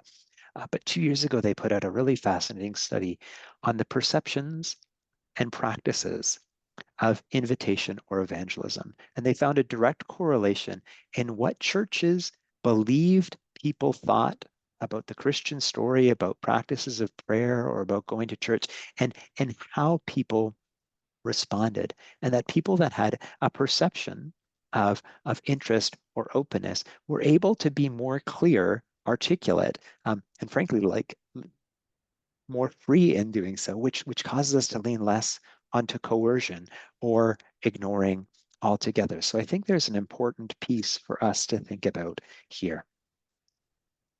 Another place where we are seeing something that is worth perceiving is in the creation of new communities of faith. Right now, 11 new communities have been sparked from Pacific Mountain Regional Council's church planting programs. And at the end of 2024, 24 new communities of faith amongst migrant communities supported by the General Council had begun, as well as new communities forming within congregations who are pursuing dreams and opportunities. And folks who follow Broadview may have seen the recent work done there on identifying thriving communities of faith. So as we come to our final couple minutes, I want to just breeze back into how we are speaking and inviting us to maybe think around towards 2035. Marie McDonald is a coach and a speaker, and she says that when we create a goal or a vision, we train our brain to look for something in the world. And when all we see are the things that we want to avoid, that's what we focus on. And so this statement has been designed to try to focus us as we think about the future. In 2035, resilient and inspired, diverse United Church communities of disciples, coast to coast to coast, urban and rural, continue the story of Jesus by embodying Christ's presence in our time and place. In the broadest of terms and in diverse expressions across the country, inspired communities embody all aspects of the denominational call to deep spirituality, bold discipleship, and daring justice. Resilient communities have sufficient stability and sustainability to prevent them from being just one or two crises away from closure. There's a sense of having and being enough. The United Church as a whole more closely reflects the racial and ethnic diversity of Canada, with Indigenous Francophone presence, and includes presence of all generations, notably children, youth, and young adults. I wonder if we took words like that and we held them up in front of ourselves and we looked throughout the church for where are there signs that we see that such a future might be something that God is building among us and where we might lean into it. And to close, I want to offer the final two slides, perhaps some first steps as communities of faith. Do we find ourselves looking at the rocks? Or do we feel that we are focused on the path that we hope to ride? And we could look sometimes like introspectively or sometimes really concretely just by simply looking at the minutes of some of our meetings or the emails that we find ourselves writing. Where is the bulk of our energy being spent? Is it on trying to solve problems? Or is it on goals, dreams, and visions? And here are some starting points. Can we articulate within our community why the good news is to us good news? Why that good news is worth embodying, worth sharing? Can we lean into practices of prayer and listening to root what we are longing for in a sustaining presence and to hear wisdom from beyond ourselves? Can we lean into connection, connecting with other places, thinking about the future, not just in silos, but in geographical swaths together? Do we have intentional practices of invitation and making connections to communities? And the final question is to look around our world, very locally to us. We are seeing an incredible interest in the United Church among certain migrant and newcomer communities. And experiments like Becoming Church, our United Church camps, our campus ministries, things like the Hub community and other intentional first, third spaces are showing us of a deep hunger and interest amongst youth. And are we prioritizing the possibilities that are there? We sing of a church seeking to continue the story of Jesus. And we carry a vision of creation healed and restored. And so we welcome all to a table where none would go hungry. Are we in a season of listening? What are we called to pay attention to this time? And what do we perceive? So thanks for talking today, friends. And I'm going to hand things back to Richard. Thanks so much, Cam. Really appreciate your time and effort in pulling that together and sharing the story. I'm wondering if I can give you a couple minutes to read through the chat, because I think there's a couple of other points that have been brought there, and I'll try to fill in the gap. I'm not going to tell a joke or anything like that, but I'll point to some of the things along the path I think that I've seen in Antler River. I look at and perhaps I should start by letting people understand what the first third ministries are. First third refers to your lifetime. I guess you've got a 90-year-old limit. You can't be older than 90, but the first third being the first 30 years of life. So how do we minister to those people in the 0 to 30 range? And that's what we're talking about when we talk about the first third ministries. So again, looking at camps, looking at attracting young folk and that sort of thing. So that's the first third. But again, looking at our region, I look at the 4 churches in London that are working together with 3 ministers and how they're doing ministry there. I look at my own church in St. Thomas, partnered with another church, and we share 2 ministers between the 2 churches. So we have the shared skill sets of 2 different individuals. I look at another church in St. Thomas that are 2 churches that are combined and sharing resources, and Cheryl Bolton, our past president, is serving there. I look at again different ways that ministry is being done. I look at the Windsor Mission and that sort of thing too. So ministry can take a lot of different looks, and again, I think that provides hope for us as a region and as a church as a whole in Canada, that there are things that are very positive that will lead us along the path as opposed to focusing on the rocks. So Cam, I'll come back to you and let you respond to some of those things. Yeah, absolutely.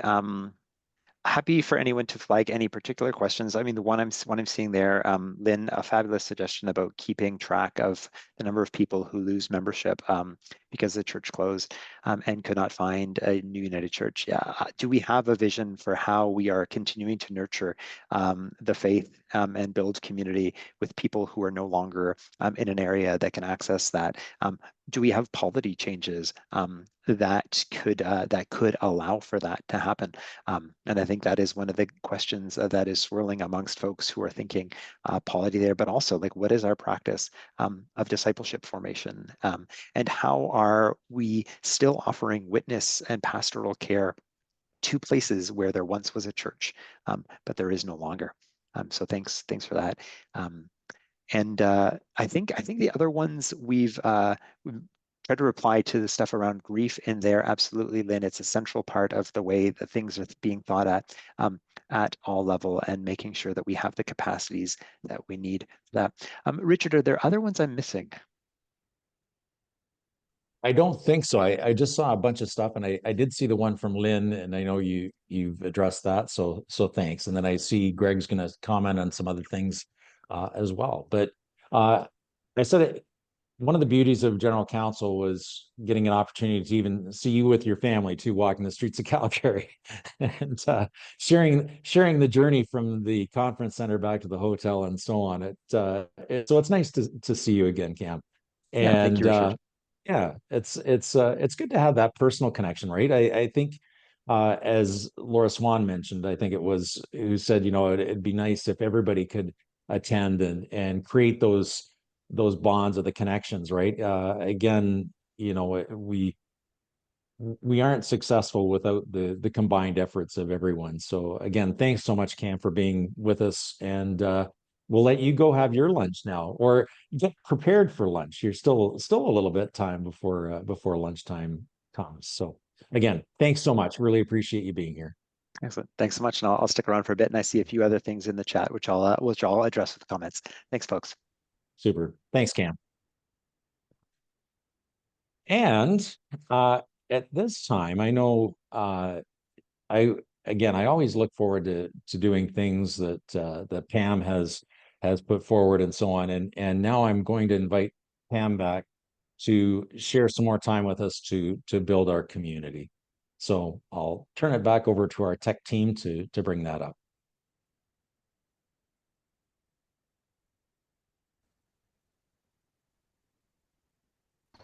Hello and welcome to the Saturday version of Community Building. I'm so glad that you're here. I wanted to start off by reading a little excerpt from the open letter to the church that was written by our General Secretary, Reverend Michael Blair. This is what it says. It is our hope that flowing into Regional Council annual meetings and General Council 45, every level of the church, including communities of faith, and other expressions of local ministry, as well as networks and clusters, will be involved in this bold discernment of who we aspire to be. United Church continues to be called to faithfully witness to the God of abundant love, the Christ risen among us, and the lively Spirit who works in us and others. Without a common vision and strategy, a whole church commitment to discernment and collective action, our witness as a denomination will be severely constrained. At General Council 45, our past moderator, Carmen Lansdowne, challenged us to dream big dreams for this beloved church. Toward 2035 envisions a future where cooperation and collaboration will be the center, reflecting a shift from isolated congregations and ministries struggling on their own to discern ways that we might thrive together. I want to give you an opportunity to dream big dreams for this church of ours, to springboard off of each other's ideas, and to compile bold and daring possibilities for our church as a denomination, but also, and maybe more importantly, as local communities of faith. I'm giving you 15 minutes to start the conversation. So someone please record the ideas as best you can into the chat. Don't scrutinize them, just write them in. And let this time flow in the purest form of a brainstorm. I encourage you to save the chat at the end of this meeting and bring those ideas to your local church and just see what happens. Don't limit what God can do if we would only offer ourselves. Remember Ephesians 3:20. Now all glory to God, who is able, through God's mighty power at work within us, to accomplish infinitely more than we might ask or think. To maximize your brainstorming time, we will simply re-engage with Richard and the team in our plenary session when the 15 minutes is up. So I thank you in advance for all your wonderful ideas and for helping us step toward 2035. Take it away, tech team. Pass the buck. No, I appreciate that. Thanks, Michelle, for doing all that. I said it, to have one person responsible to do all these different bits and so on would be impossible. So thank you for that. I'm going to encourage someone from the group that took some notes. If you could post some of your ideas in the chat as well, of those dreams that you have for the United Church, or ways that the church may become in the future, that would be appreciated. And just have a look at some of those things too. And again, thank you for that conversation. It is interesting how, again, in that last group, we moved around a little bit. I think some of you might have been in other assigned groups, and it's good again to get some different ideas. So thank you for that.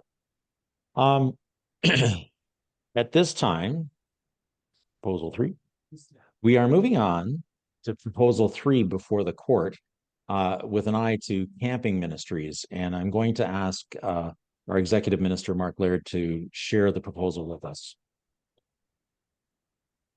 Sure, thanks, President Richard. I'm also, I believe Laura is here as well. And so if there are any questions for clarification, I invite you, Laura, to help with answering those also. So proposal 3 is found in your workbook on page 29 or 28. It starts on page 28 and 29 and goes into page 30. And so what is the issue? Camps need financial support to keep registration costs for campers' families affordable, an attempt to pay staff a living wage, and meet other operational expenses.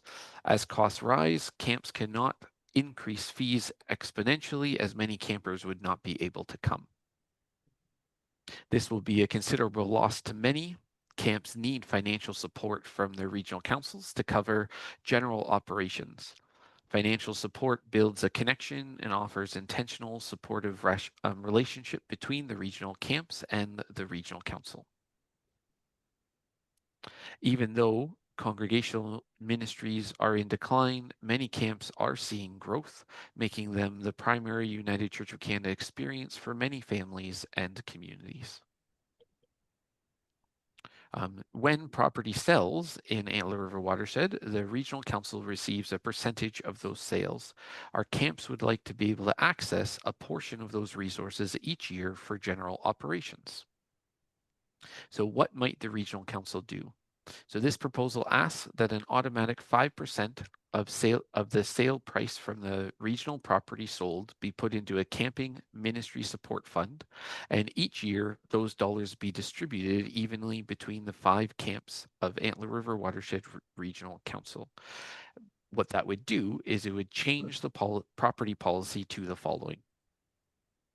That in accordance with the manual section C.2.6a, Antler River Watershed Regional Council adopts the policy that funds received from the property of a disbanding congregation be dispersed in the following manner. Reimbursement of any holding, maintenance, or disposal costs, covering any unpaid assessments and current year assessment, repaying any congregational indebtedness.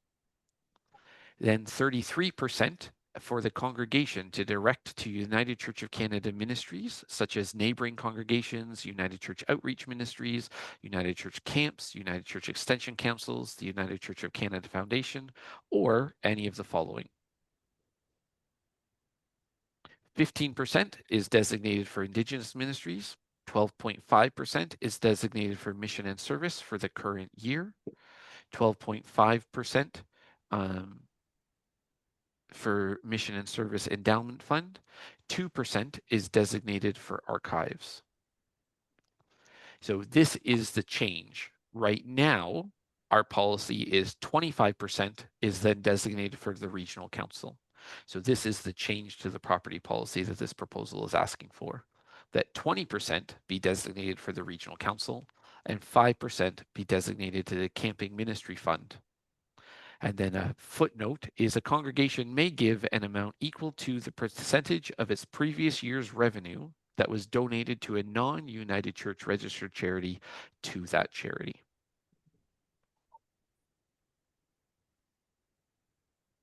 So that is the proposal and what the issue is and what the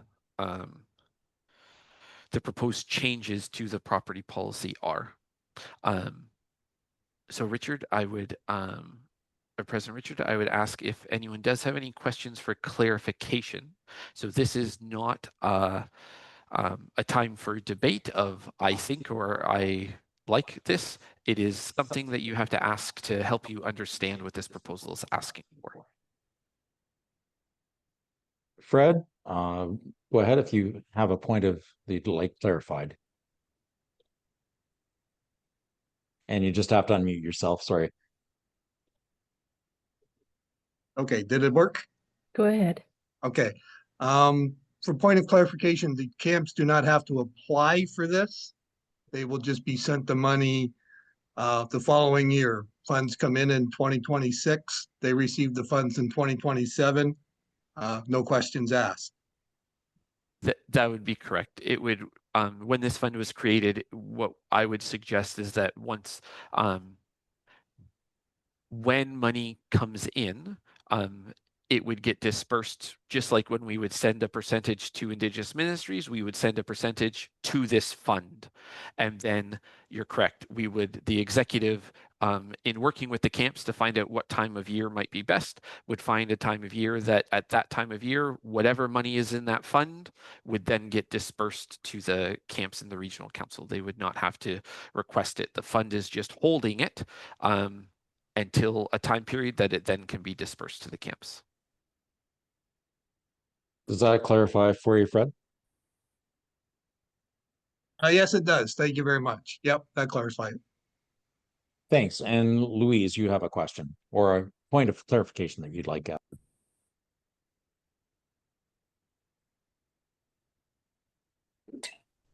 Sorry. Just for clarification, this will only apply to disbanding congregations. It won't apply if we're selling a manse or selling a building or amalgamating with another congregation. That is correct. The property policy that we're talking about is the property policy for when a community of faith disbands. Thank you. And Brad Morrison. Hey, Brad Morrison, Strathroy United Church. We're supposed to say that, aren't we? Yeah. Where we're from. Yeah. So clarification, I know that camps have different types of relationships with the denomination. When camps sell their property, where does that money go? Sure. So camps are considered incorporated ministries. And so as part of the incorporated ministry policy, all interest in the incorporated ministry vests in the regional council. So if a camp were to close and therefore sell its property and do those pieces, the money would come back to the regional council.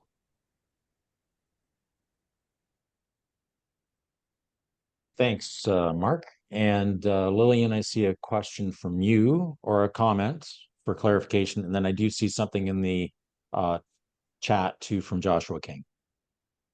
I was wondering, this is Lillian Patey from Windsor, Ontario. I was wondering, will we know how much each camp will get? And can the camps on top of that money apply for mission and service fund? And the other question I have, I didn't understand or catch what you said about congregation giving to other issues or people. At the end, you said about congregation giving out money to. Sure. Yeah. No, thank you. Thank you, Lillian. Well, I was writing down your questions. My pen died. Okay. How much is we do not know, because it will completely depend on how many communities of faith have disbanded and what their buildings have sold for. It would be an equal distribution is what this proposal is asking for, is an equal distribution of that 5%. But just as an example, if we were to go back to look at our 2024 financial statements, based on the property that was sold, the amount in 2024 that would have gone from, instead of coming to the regional council and going in the regional council's property fund, that would have gone in this camp fund would be somewhere between $15,000 and $20,000. And so that would have then would have been distributed between the 5 camps. So your second question is, yes, this proposal does not stop the camps from applying for mission and service grants. It does not stop the camps from receiving funds or grants or bequests from communities of faith or individuals. This is just creating a new funding source, which is not to replace any of the previous options for funding sources. And your third point is, as part of our property policy, normally when a community of faith disbands, they have a percentage of that money that they can give, and we say it is to go to other United Church of Canada ministries. However, we do understand that some communities of faith do support non-United Church of Canada ministries in their local context that are incredibly important to them. And so that last comment was just the last point in that policy is explaining how the Congregational Support Commission comes up with the amount that a community of faith can give to a non-United Church charity when they disband. Thanks, Mark. And a couple of comments in the going back to Joshua King's comment. First of all, it is just a comment. It's not a point for clarification. So we won't give that time in here, but you can read his comment there. Yeah. There is a question though about if a camp were to disband and they have debt, whether it's again part of the assessment that goes to the regional council or whatever. My understanding is that any of those funds would be paid out first, and then the percentage would be from what is left. Correct. So hopefully that, yeah. So hopefully that answers the question that that a couple of people have asked there about net revenue and so on. Yeah, that is correct. Thank you, President Richard. The first thing in our property policy says before we start doing any of the disbursements, any debts that are owed by the community of faith need to be paid off first. And I did see Lynn Lanning up at the top, and she's disappeared. So either Lynn, your question or point of clarification was answered, or you decided not to ask it. But if you would like to say something, I'll give you a minute there to unmute yourself and make a statement.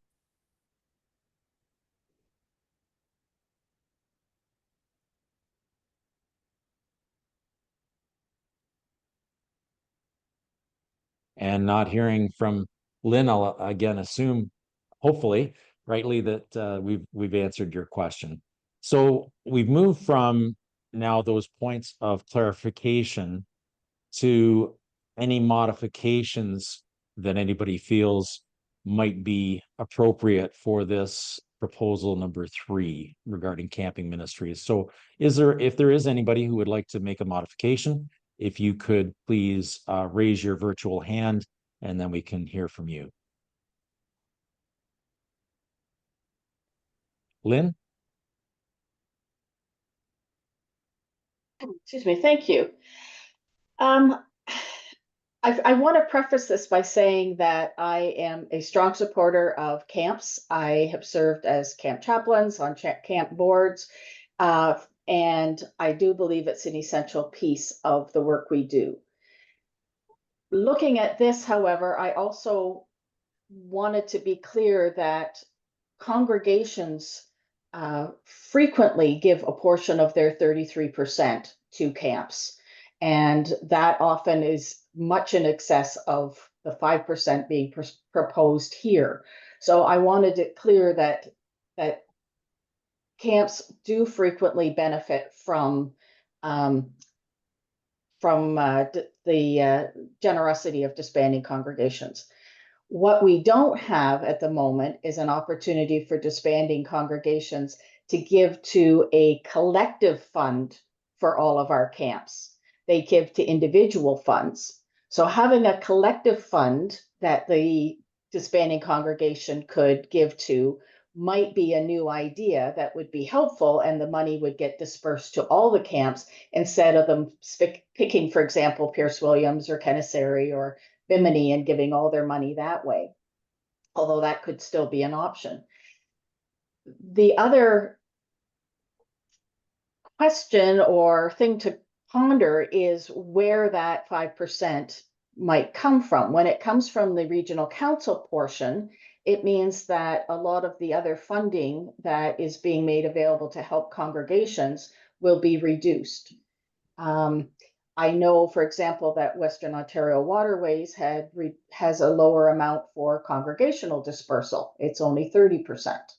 And I wondered if any thought was given to the other percentages, or even perhaps a smaller percentage, bearing in mind that camps do have access to mission and service money, to donations from the disbanding congregations, donations from active congregations, and there are other things funded by regional council that may not have access to those. So those would be my two proposals. One, that there is a creation of a shared fund that disbanding congregations could give to support all the camps. And secondly, that we look at whether that any percentage is best coming from the regional council portion. Thank you. Thanks, Lynn. I'll turn it over to Mark. Okay, so what I'd like to hear what Tabitha has to say in a second before we go forward. But so what I'm hearing, Lynn, is that so at this point is making suggestions or changes to the proposal. And so what I'm hearing you say is that instead of the 5% coming from the regional council, that perhaps it should be split between the regional council and the communities of faith piece. I'm just using that as an example. I don't know if there was any specific reasoning why it was decided that it would all come from the regional council piece when this proposal was put together. But I think having that opportunity to know that reasoning and know why 5% is helpful. And again, I guess the other piece doesn't fit directly into this proposal, but it could be a follow-up that we create a joint fund, regardless of what happens with this proposal, for congregations to be able to give to if they wish to help all of the camps. Sure. Okay. And thank you for that. So the 5%, I can't speak to why that number was chosen. That was brought forward from the authors of the proposal. When they brought forward that to me to have conversations, they hadn't suggested where that 5% should come from, and it was actually my suggestion that it come from the regional council piece as a way of the regional council helping to support camps and helping to prioritize this First Thurs ministry part. And because I knew that then it could be open here for people to change that. And I didn't think it would be fair to say, oh, well, yes, we're going to give 5% to the camps, but we'll take it away from mission and service, right? Like that wasn't going to fly. So that's why the coming from the regional council, that was my suggestion in looking at the funds we have been receiving that go into our property fund. It seemed like it was manageable to take away from the regional council, and also then becomes a regional council commitment to this part of First Thurs ministry. Thanks. And just a reminder that we're looking at modifications to the proposal at this point too. So Tabitha, we'll let you have your piece, please. Hi. So I know how important First Thurs ministry is, and I see camp as being pivotal to getting younger kids being involved. However, my concern is that it does not translate into an ongoing relationship And when I posed that question to a few of the camps that I went out to see and make the audits, there didn't seem to be a lot of, let's try to do something throughout the year. And that some of the churches could make some connections. So when I think about incorporated and that they're sort of at a distance from us, I would like it to be more working together so that we can do this discipleship piece, and that, not that we just have kids in the pew, but that we are actually, involved in their lives throughout. And so when we say, we need to invest, and I think we do, and there's a lot of costs that our mission and service dollars don't go towards, that it's important. But what will be cut from the region? And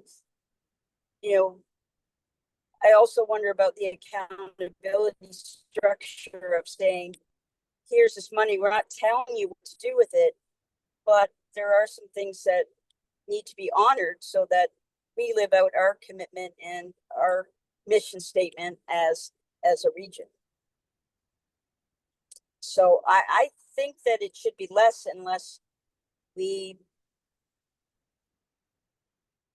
somehow can bring the connection between the local churches and the camp. And obviously you can't fight, but we want to be having an intentional relationship with these young people.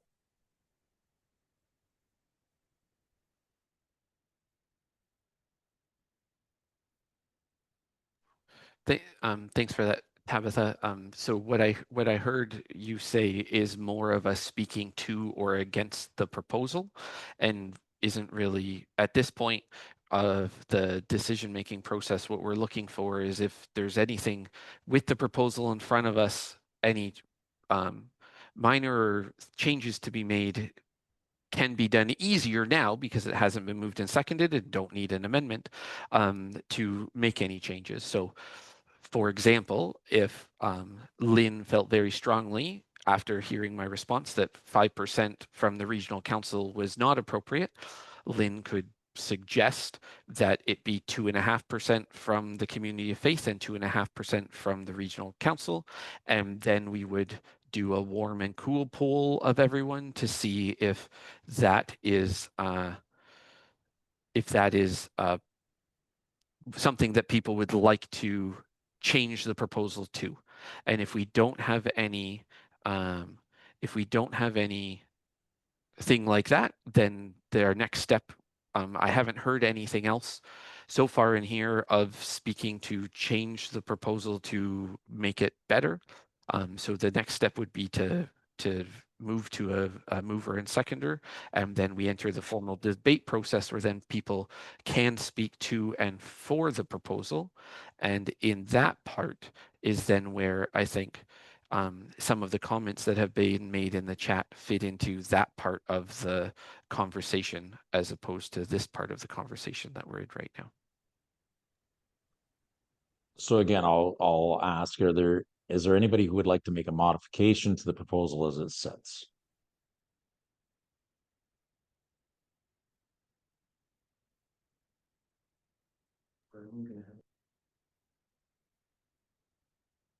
Okay, Lynn, and just an FYI, we've got about 10 minutes for discussion on this too. Okay, so I would make a modification to that funding. I was hoping for more guidance as to how the court might want to see that divided, but I would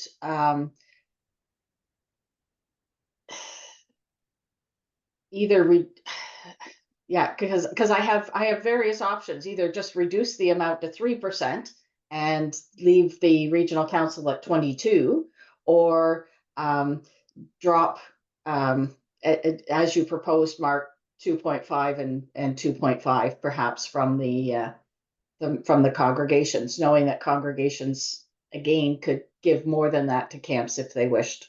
after the fact. So that would be my proposal. I guess it's two proposals, either drop the total amount or split. So what do I do? So what I would say is by dropping the total amount fundamentally changes the proposal. So if that's what you want to do, then we would need to vote the proposal down, because the proposers are asking for 5%. Giving less than 5% would mean you would vote the proposal down, and then something new would come at another meeting. So what I would suggest is that if you are looking for a change, that we would go to the 2.5 and 2.5 to split it from partially what the community of faith. So knowing that halves get difficult in the I would say that 2 come from congregation and 3 come from regional. Okay. Let's keep it to whole numbers. 2% so the community of faith would go from 33% to 31%, and the regional council would go from 25% to 22%. And my rationale for that is the regional council amount goes to support a lot of different grant opportunities that are also greatly needed across the regional council. And so, just to answer that last question, this is, so that makes sense. So what I would suggest, President Richard, is that we just check with the court, because we had the original proposal. So we check with the court by going under your reactions tab. You should see a little green check mark and a red X. And if you are in favor of what Lynn suggested, throw up a green check mark. If you are opposed to what Lynn suggested and prefer the original proposal. Mark, can I just clarify? Can you be explicit that this is a testing, warm or cool, rather than a binding vote? Yeah, this is a testing, a warm or cool, because no motion has been made. So this is a testing of, do you like what Lynn is suggesting?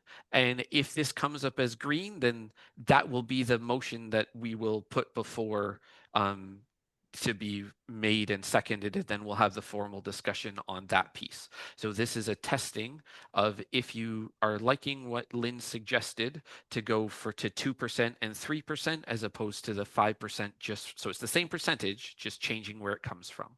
So if you could go under the react and do a green check mark for yes, or a red X for leaving it as it was. And if you open your open participants, we'll be able to see. Mark, this is John. In case you need it, I do have a warm, cool poll available. Oh, perfect. Well, let's do that then. That will be easier. We'll get a better, clear thing. Thanks, John. Thank you for everyone who did the checkmark thing. My tech team is launching the poll now. So warm is yes, you're in agreement, and cool is no, you want to keep it as it was.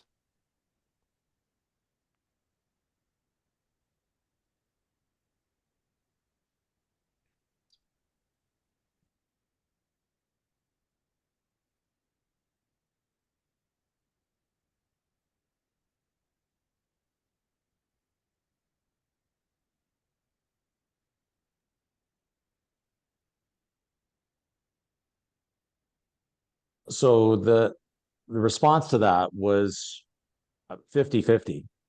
So we're going to keep the proposal as it is. So 5% would come from the regional portion. So the regional portion would go to 20. So 5% to the camps, 20% would go to the region. And now I will ask if we have a mover and seconder for. Okay, and I know I believe Laura Swan will move that, and just looking for a seconder.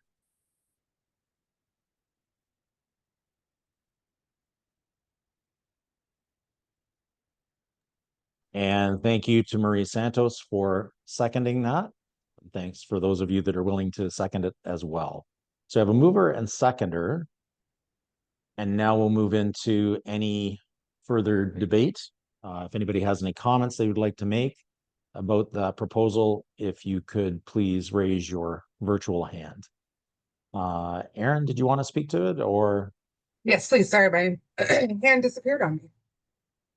I just want to take an opportunity and speak a little bit, because I do understand churches' trepidation about how we connect with kids through camp.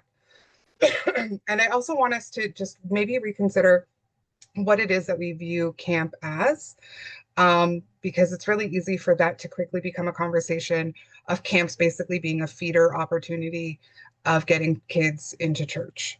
And while I think churches absolutely have a responsibility to reach out to families and engage with families in a variety of ways, I also think camp serves a very different purpose, and that this is an opportunity for kids to engage in safe and meaningful relationships with other kids and with adults and with church, or with faith, I should say.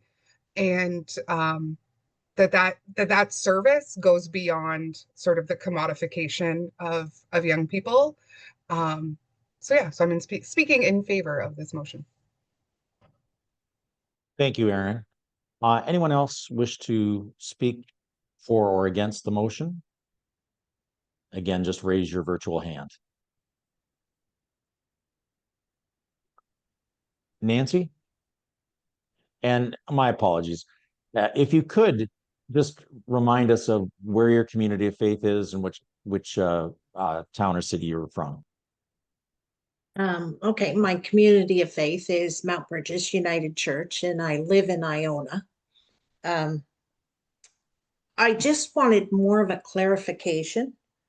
The regional expenses on the budget shows that the region is normally under budget. Is that a fair? Yes, we normally show that we have we are budgeting a deficit, but we do not meet that. We have never met that deficit, the total deficit. And if you factor in all of the gains in our investments, we are actually we come out in the positive. So this isn't going to be a hardship for the regional council then? With where we are currently at financially, it does not seem so, no. Okay. Thank you. And I see Laura Swan has her hand up. However, she's made the motion. If we hear from Laura, then our discussion is finished. So I don't know if there's anybody else who would like to speak to the motion at this time. And then we can hear from Laura after, but we just want to comment from the parliamentary procedure. Brad would be all over me. So we just want to make sure other people have a chance still.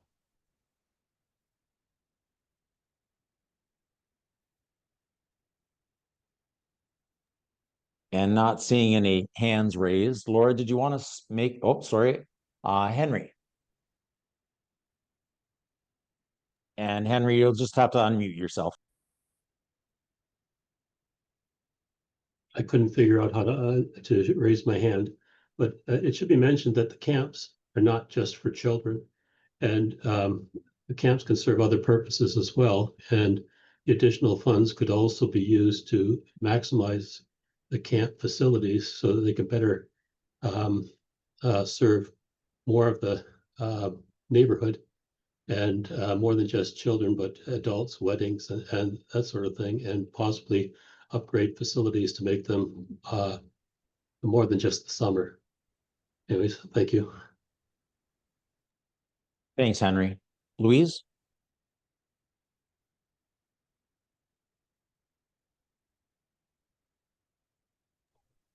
Try again, Louise, to unmute.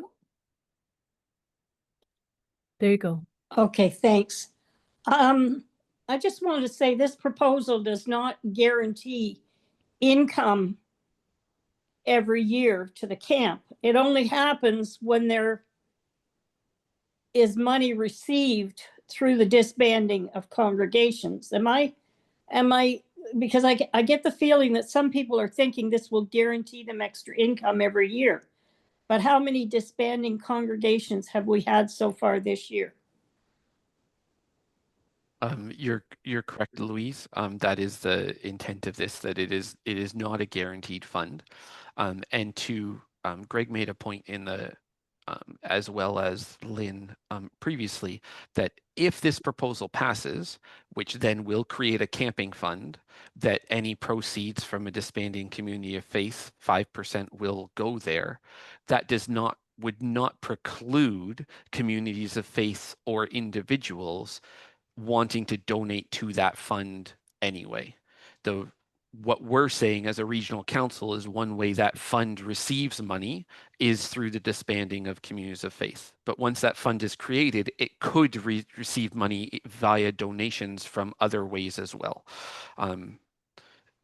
So you're right, it's not a guarantee. It is only when communities of faith disband. And at the I don't have the exact numbers for this year, but it is only a handful at most. And it wouldn't preclude a camp from applying for mission service grants and so on as well. So our time is at time. So I'm going to ask for the poll to be put up, please. And if you could give Laura. Oh, sorry, Laura, did you want to speak? My apologies. I was just gonna echo a little bit about what Aaron was saying, and that as outdoor ministries, our impact on the community right now as the United Church experience for folks is growing exponentially. And when I see the numbers that Cam presented, in 2035 to have 2,500 kids in Sunday school, we have that in a season. We have that in a season between May and the end of August. We have those 2,500 kids. And so the more support I think that we can give outdoor ministries and change our mindsets in the direction of what church looks like, is really beneficial. I speak from my own bias at Lambton Center. Thanks, Laura. Appreciate that. And I'm going to ask our tech team to please launch the poll.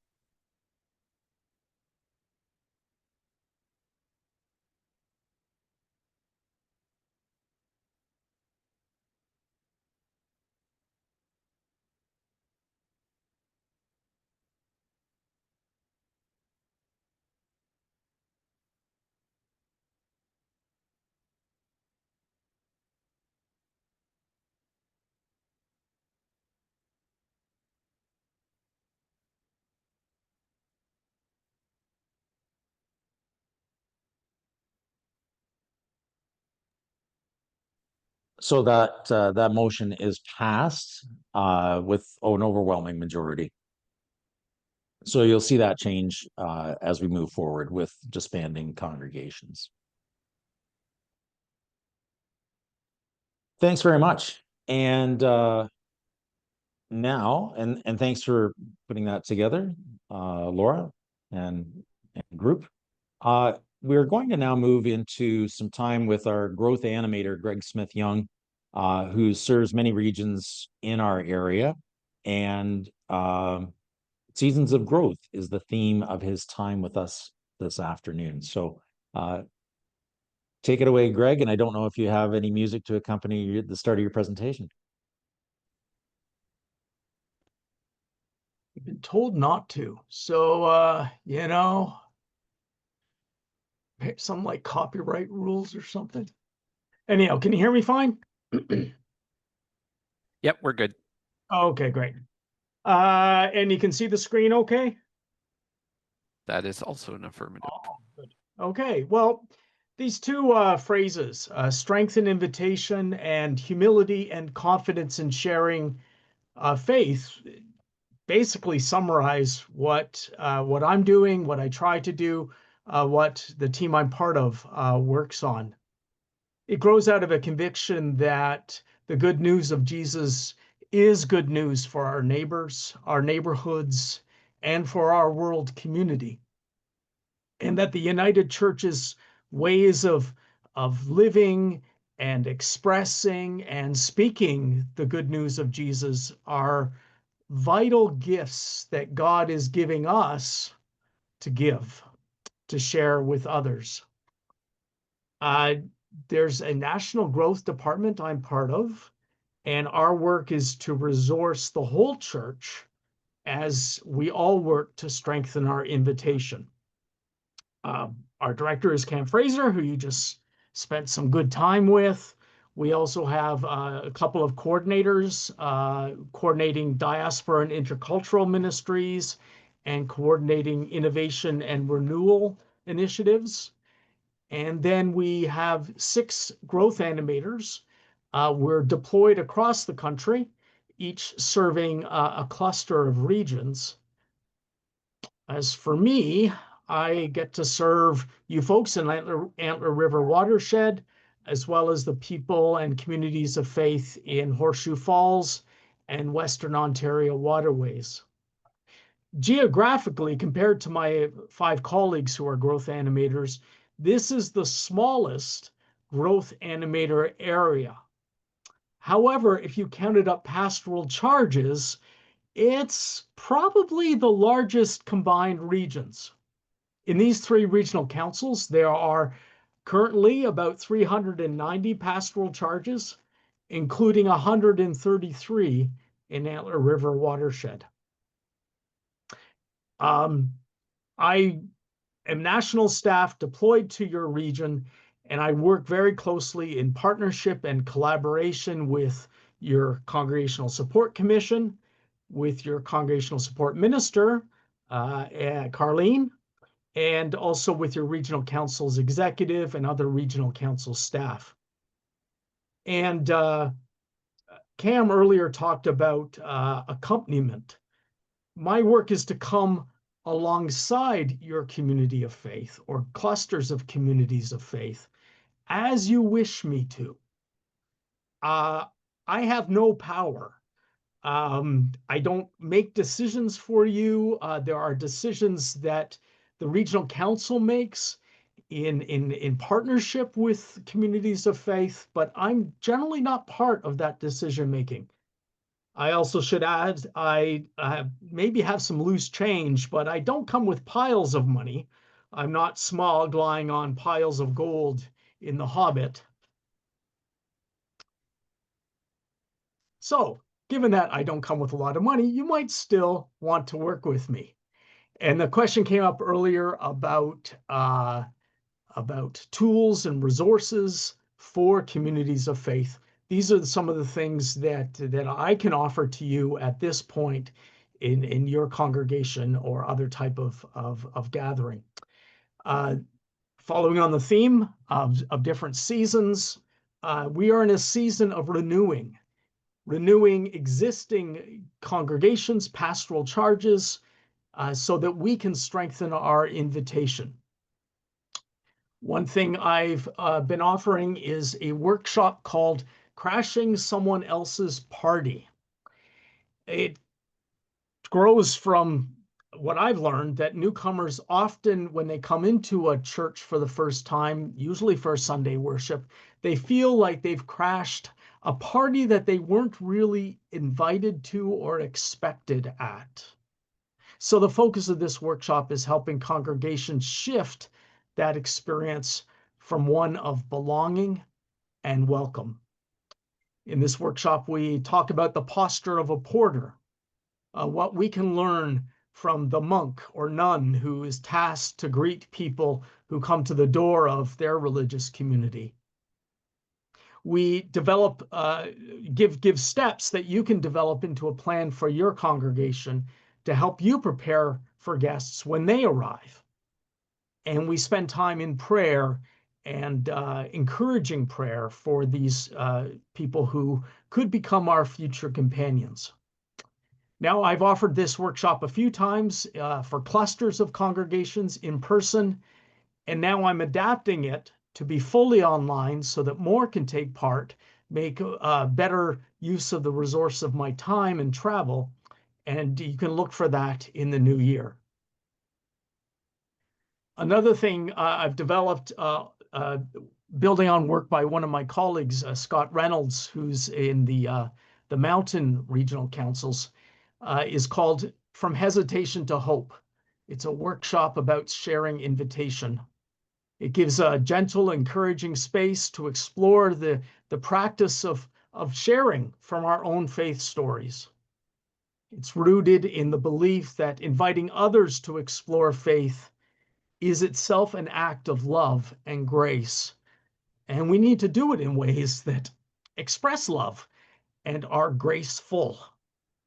So in this workshop, we reflect on our own experiences, God being present in our lives, how our church communities have shaped our own journeys. And then think, well, how can we share that with others in ordinary conversations? The conversations of everyday life. We talk about common barriers like fear and uncertainty and discouragement. This is not meant to be complex. It's to get our imaginations going. It affirms that sharing our stories is not about persuading people. It is about offering others a glimpse into the goodness of God and the goodness of life with God in Christ Jesus and in the communities of Jesus that we're part of. This workshop is about 2 hours long. I've only offered it once. It's very much a work in progress. And I'm looking for clusters of congregations where I can come and offer it to you in person.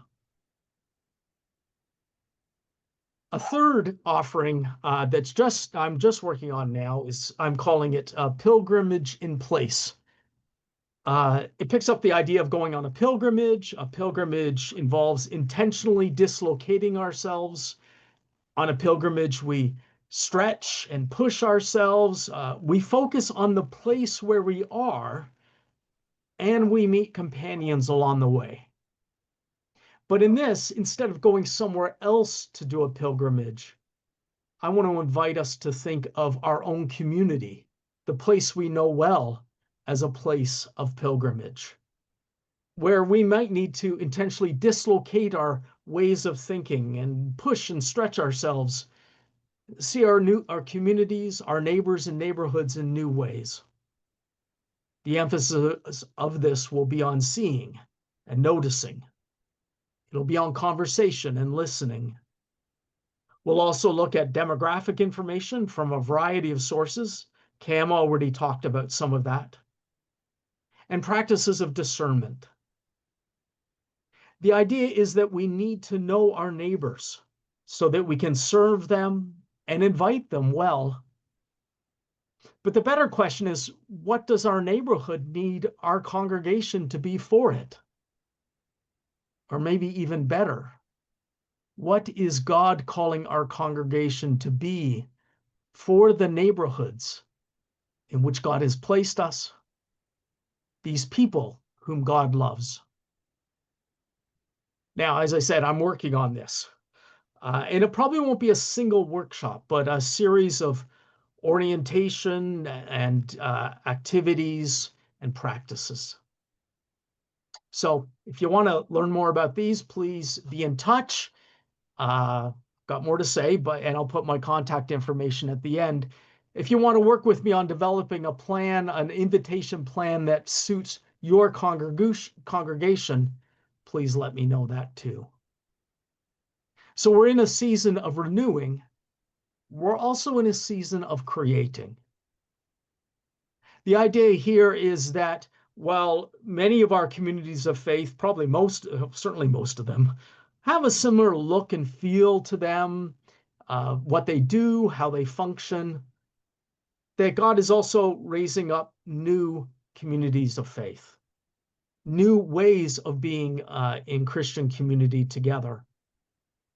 Cam already talked about some of these too. Migrant or cultural specific communities, linguistic communities, communities that are intentionally intercultural from their very beginning. I've been talking with folks who are thinking of an entirely online community of faith. In fact, there's already one that's operating in our regional, not in our region, but in Southwestern and Western Ontario. I've talked to someone about a community of faith that is designed from the beginning to embrace the fullness of neurodiversity that we experience amongst each other. Another person talked about starting a community of faith very much for ministry personnel who are in recovery from addictions. Do you have an idea? Is something been stirring in you? Is God's Spirit planting a seed in you? Please be in touch with me. We're working on a process of discernment and design to support people as they come up with these ideas and to help bring them to fruition. I'd like to share one with you in particular that just was brought to my attention by our colleague Lillian Patey. God is planting in her a seed for a need she's experiencing in the area where she lives, in the Windsor and LaSalle area. So if this is your area, listen closely. A community for Palestinian folks in the area. A community that would be for support, yes, for grief, but also for hope and encouragement. She's hoping to be able to nest in a existing church building with an existing congregation's place, hopefully one with a certified kitchen, because food will be an important part of this. Now, these services will be open to anyone who wants to attend. They would be in English and Arabic. And if you are a part of a congregation that's in that Windsor-LaSalle area, and you might be interested, please get in touch with me as soon as you can, and I'd be delighted to talk with you. So there's a season of renewing, a season of creating. We're also in a season of inviting. Now, all of this that I've been talking about so far is really about inviting. It's about strengthening our invitation. And it starts with the realizations that God is the one doing the inviting. We are all part and have all received God's invitation many times in many ways. And God is inviting us to share in God's invitation. One thing I just started last month, an evangelism support network for congregational leaders, ministry personnel, as well as lay leaders, as we meet as colleagues to work on strengthening our invitation together. I deliberately use the word evangelism, knowing that for some that makes the heart sing, and for others that word makes the hearts scared. So let's talk about that face on, honestly and openly. We're talking about challenges and opportunities that we experience in practicing evangelism. We want to encourage each other, pray together, read and discuss together, share experiences, learnings, experiments, support each other, and work at developing, trying practices of evangelism that work well in our many United Church contexts. This group is meeting online using Zoom.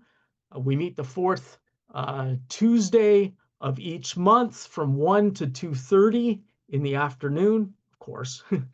We've already met once, but you can still join. The first time we met, we had more than 30 people from our 3 regional councils, as well as 1 person from Northern Ontario. Our next meeting is going to be on October 28th. And if you're interested, you'll want to get this soon, because we're going to be talking about a book produced by a Canadian Anglican author, serves in the Diocese of Toronto, named Judy Paulson. It's a new book, it just came out last year, called A New and Ancient Evangelism. So be in touch with me again if you want to find out about that network. Cam mentioned, as part of our season of inviting, Cam mentioned the 100 Tables project as part of the broader conversation about how there is a place at Christ's table for everyone. Just highlighting one of the participants in our regional council is Dunlop Central in Sarnia. They set up a table during their vacation camp this summer They brought 40 young people together for 5 days to travel the world without leaving the church grounds. They visited 5 countries at the table: Morocco, New Zealand, the Netherlands, Ethiopia, and Iceland. And they had opportunities to explore things of the culture, of kids' culture in those different countries. This is just one of 109 communities of faith across the country that are doing the 100 tables. We went over that number, a good thing. And each has developed ideas that are creative, that fit local needs and culture and their own congregational identity. These tables are meant to be places of conversation and participation. If you're interested, don't let the end of summer or the picnic table season stop you. Whitehorse United Church in the Yukon is going to be doing a picnic table this winter. And if they can do it, we can do it. You might want to act fast and get in touch with me, because I might be able to help you out with purchasing a table for a really good deal. This project was for the 100th anniversary, but we can keep on going. So that's basically what I wanted to talk about. Let me just slip to my last slide. I'm going to skip through a bunch here. There we go. I've talked about different seasons: renewing, creating, inviting. Every season, if you think of the seasons of the year, is a season of new things. And God is doing new things in and for our world, in and for our neighborhoods, in and for our local communities of faith, and us as we relate together as the United Church. And God is inviting us to be part of these new things. Remember, our phrase was strength and invitation, humility and confidence in sharing faith. On the one hand, I am humbled. Sometimes I wonder, what do I have to share? What do we have to share? But then I'm filled with confidence, because it's God's invitation. God is doing these new things.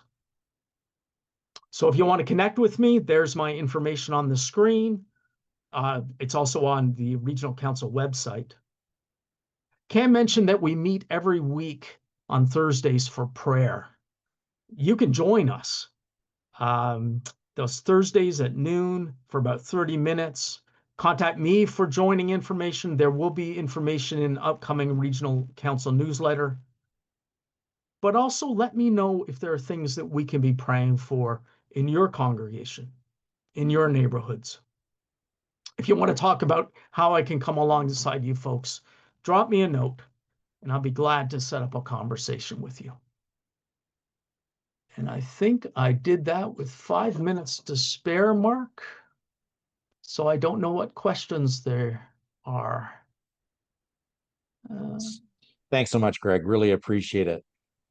I'm going to ask if anybody does have a question, if they could put it in the chat, and perhaps you could respond in the chat to Greg.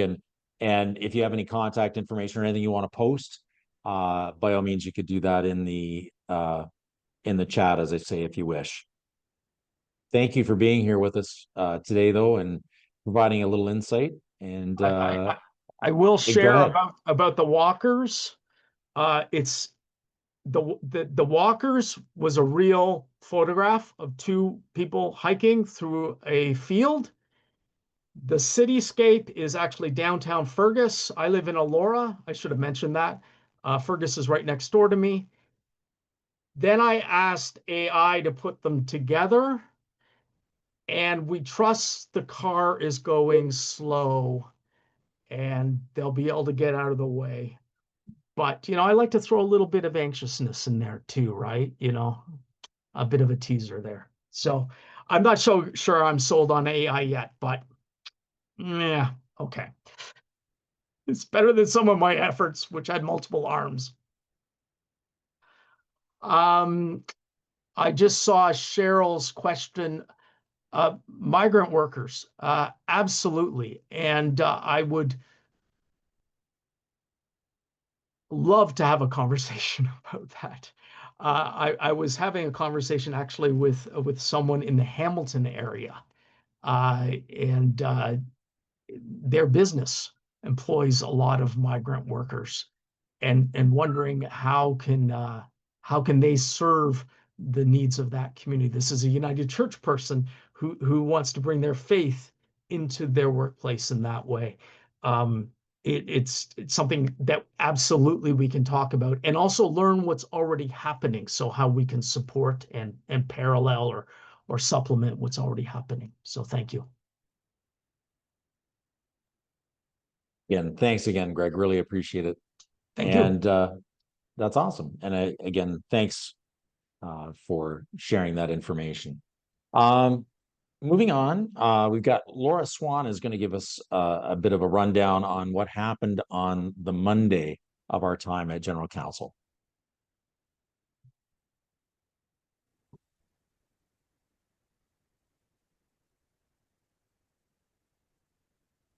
Bonjour, everyone. I am Laura Swan from Antler River Watershed Regional Council, and I'm the Executive Director at Lambton Center, one of our outdoor ministries, and I've been a commissioner here at General Council 45. What stood out for me for today, I think, was the emotion of the day. There's been a lot of passionate opinions expressed and feelings, and it's just really clear how much people love this denomination and the church and Jesus, and how much people really want to do well for others and make sure that the work we get done is done well. And so that was kind of the biggest takeaway today. How did I see the Spirit at work today? Everywhere, all the time, but specifically in the way that different groups of people are rising up and speaking their truths and speaking their hearts and asking the church to recognize the things that need to be done for us to have a thriving future, and also the way that people have chosen to listen and react to those conversations and those comments. My favorite part of today was, outside of the delicious meals that we've been having all week, I think just connecting with some new people that I hadn't been able to spend some time with before, having some fruitful conversations about the future and just getting to know people from our region and in the area, and kind of like making some fun plans for coming back home. So that's been great.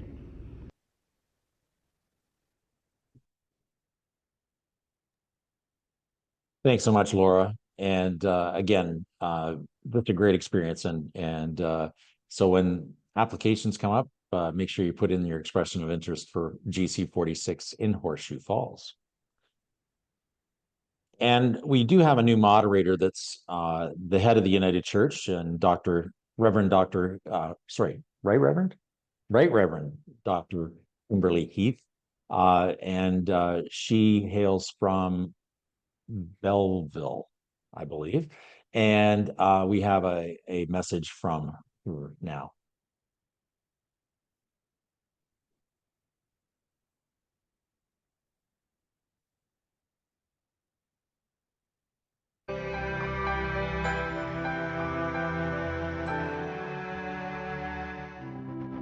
Hi, I'm Reverend Dr. Kimberly Heath, and I'm honored to serve as the 45th moderator of the United Church of Canada.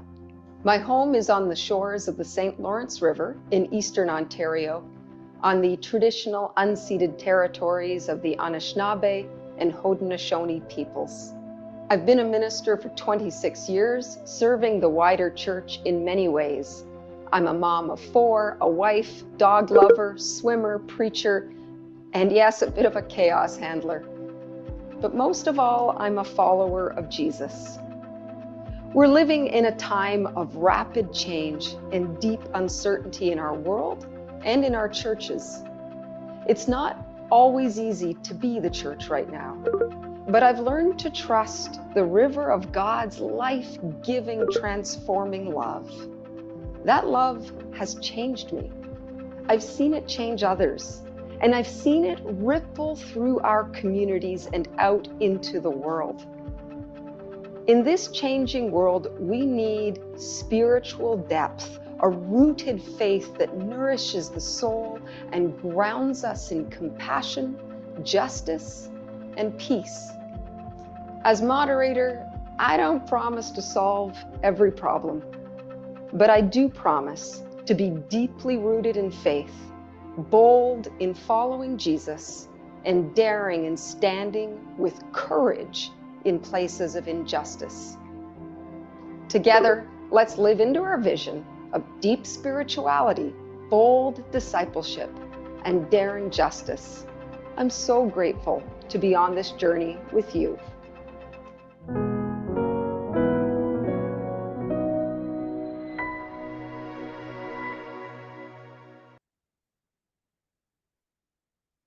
So just a little inkling there that you get of Right Reverend Dr. Kimberly Heath.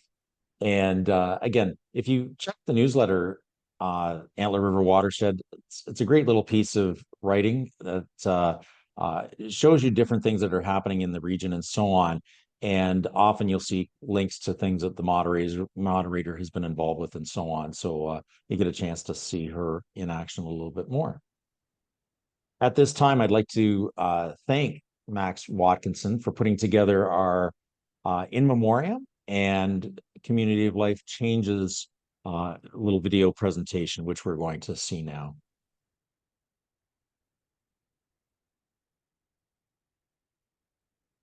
Community of Faith Life Cycle Changes.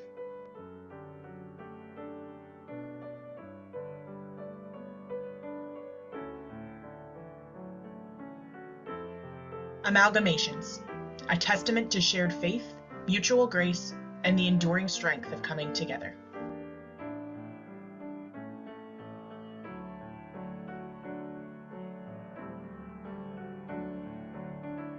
Hickson United from Antler River Watershed and Grace United Tavistock from Western Ontario Waterways, amalgamated September 14th, 2025.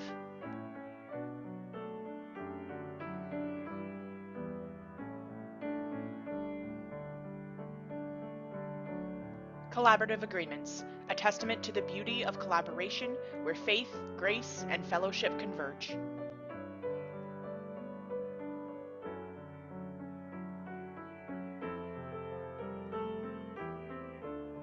Corunna United Church and Port Lambton United Church entered into a collaborative agreement from November 1st, 2025 to October 31st, 2028.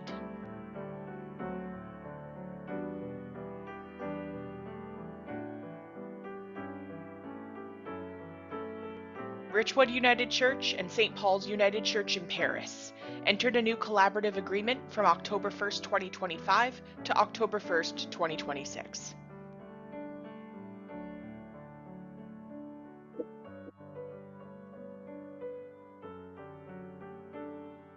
Osbol Pastoral Charge and Forest United Church enter a new collaborative agreement May 7th, 2025.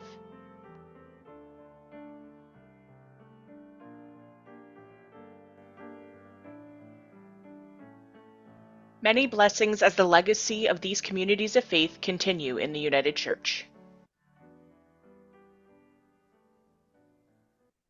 In Memoriam.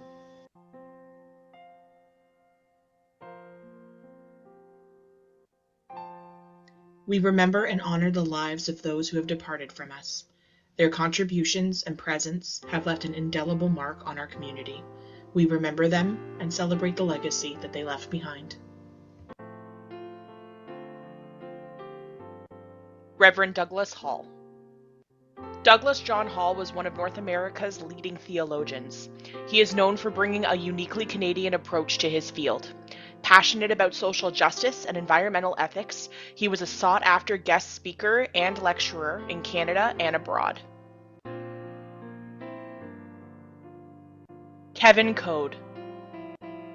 Beloved son of Reverend Wendy Noble, Kevin enjoyed spending time and cheering on his favorite sports teams and playing golf.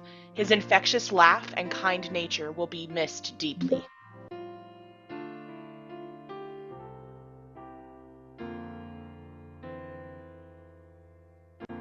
Matthew Etches.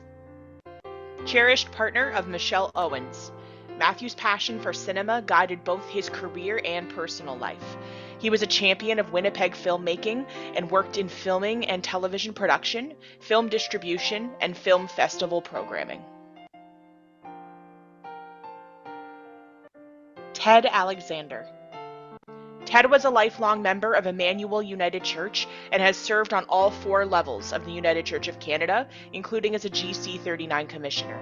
He loved his church family and deeply appreciated their support over the years.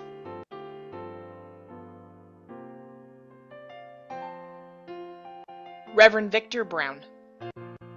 Vic was the minister at a 3-point charge in Larder Lake, Ontario, and then a 2-point charge in Powassan. Later, he joined the ministry team at Colborne United Church in London and attended Riverside United in retirement. Since Vic was a faith-filled man, being a minister was important, enriching, and rewarding for him. Lise Lansborough. Lise was involved in various aspects of the United Church of Canada. She was an elder and board member of the United Church in Newmarket and the United Church in Acton. She enjoyed singing in both church choirs. Lise kept the books and represented Wardsville United at the Presbytery and General Council. Reverend Dr. Joseph Driscoll. A third-generation clergy person, Reverend Dr. Driscoll devoted his life to the integration of learning, faith, and compassionate service. Dr. Driscoll held ministerial standing with the United Church of Canada and with the Christian Church, Disciples of Christ, in Canada and the United States. He served for 12 years as the chaplain at Western University in London. May we find comfort in the memories of our departed, and may their spirits continue to inspire us in our journey ahead.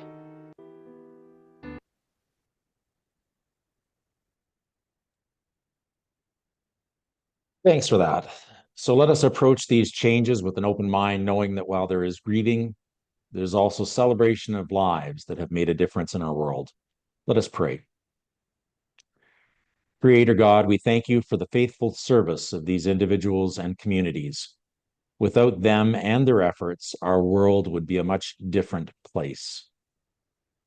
Working together requires special skills, and we have been blessed with the gifts that they have provided.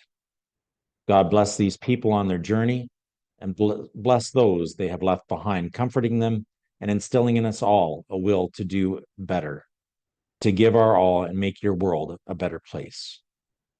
Amen. And with that, we'll move on to closing motions, and I'll turn it over to our business person for the day, Dave Van Picker. Thank you, President Richard. Of all the positions I've had in the church, the one I never, ever thought I'd occupy was this position. Thank you so much for inviting me to participate today. So, taking a look at our closing motion. That's not the right one.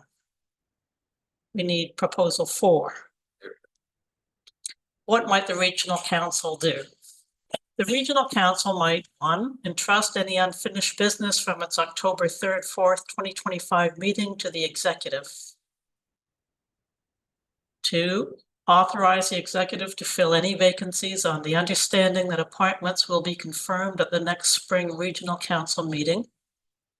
3, direct the executive to plan to convene a meeting of the regional council in the spring of 2026.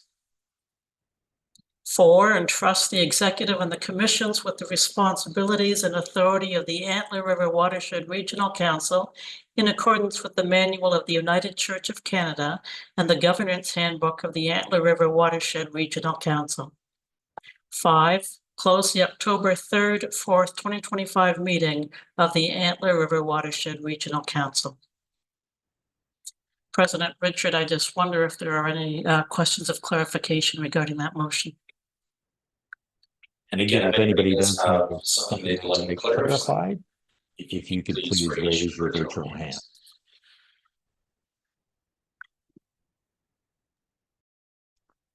Seeing none, are there any points of modification required?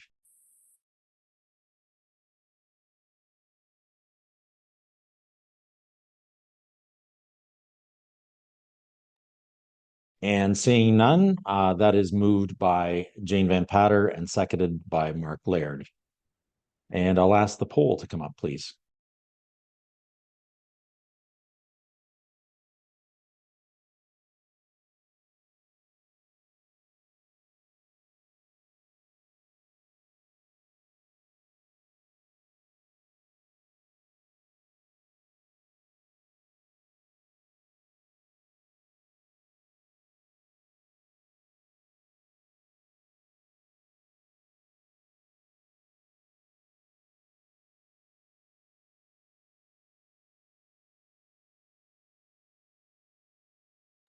And again, that was unanimous. So thank you so much for that.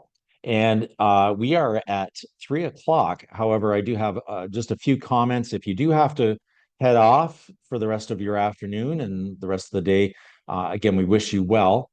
Just a few things to finish with, thank yous and a closing prayer. So if you're able, please stick around.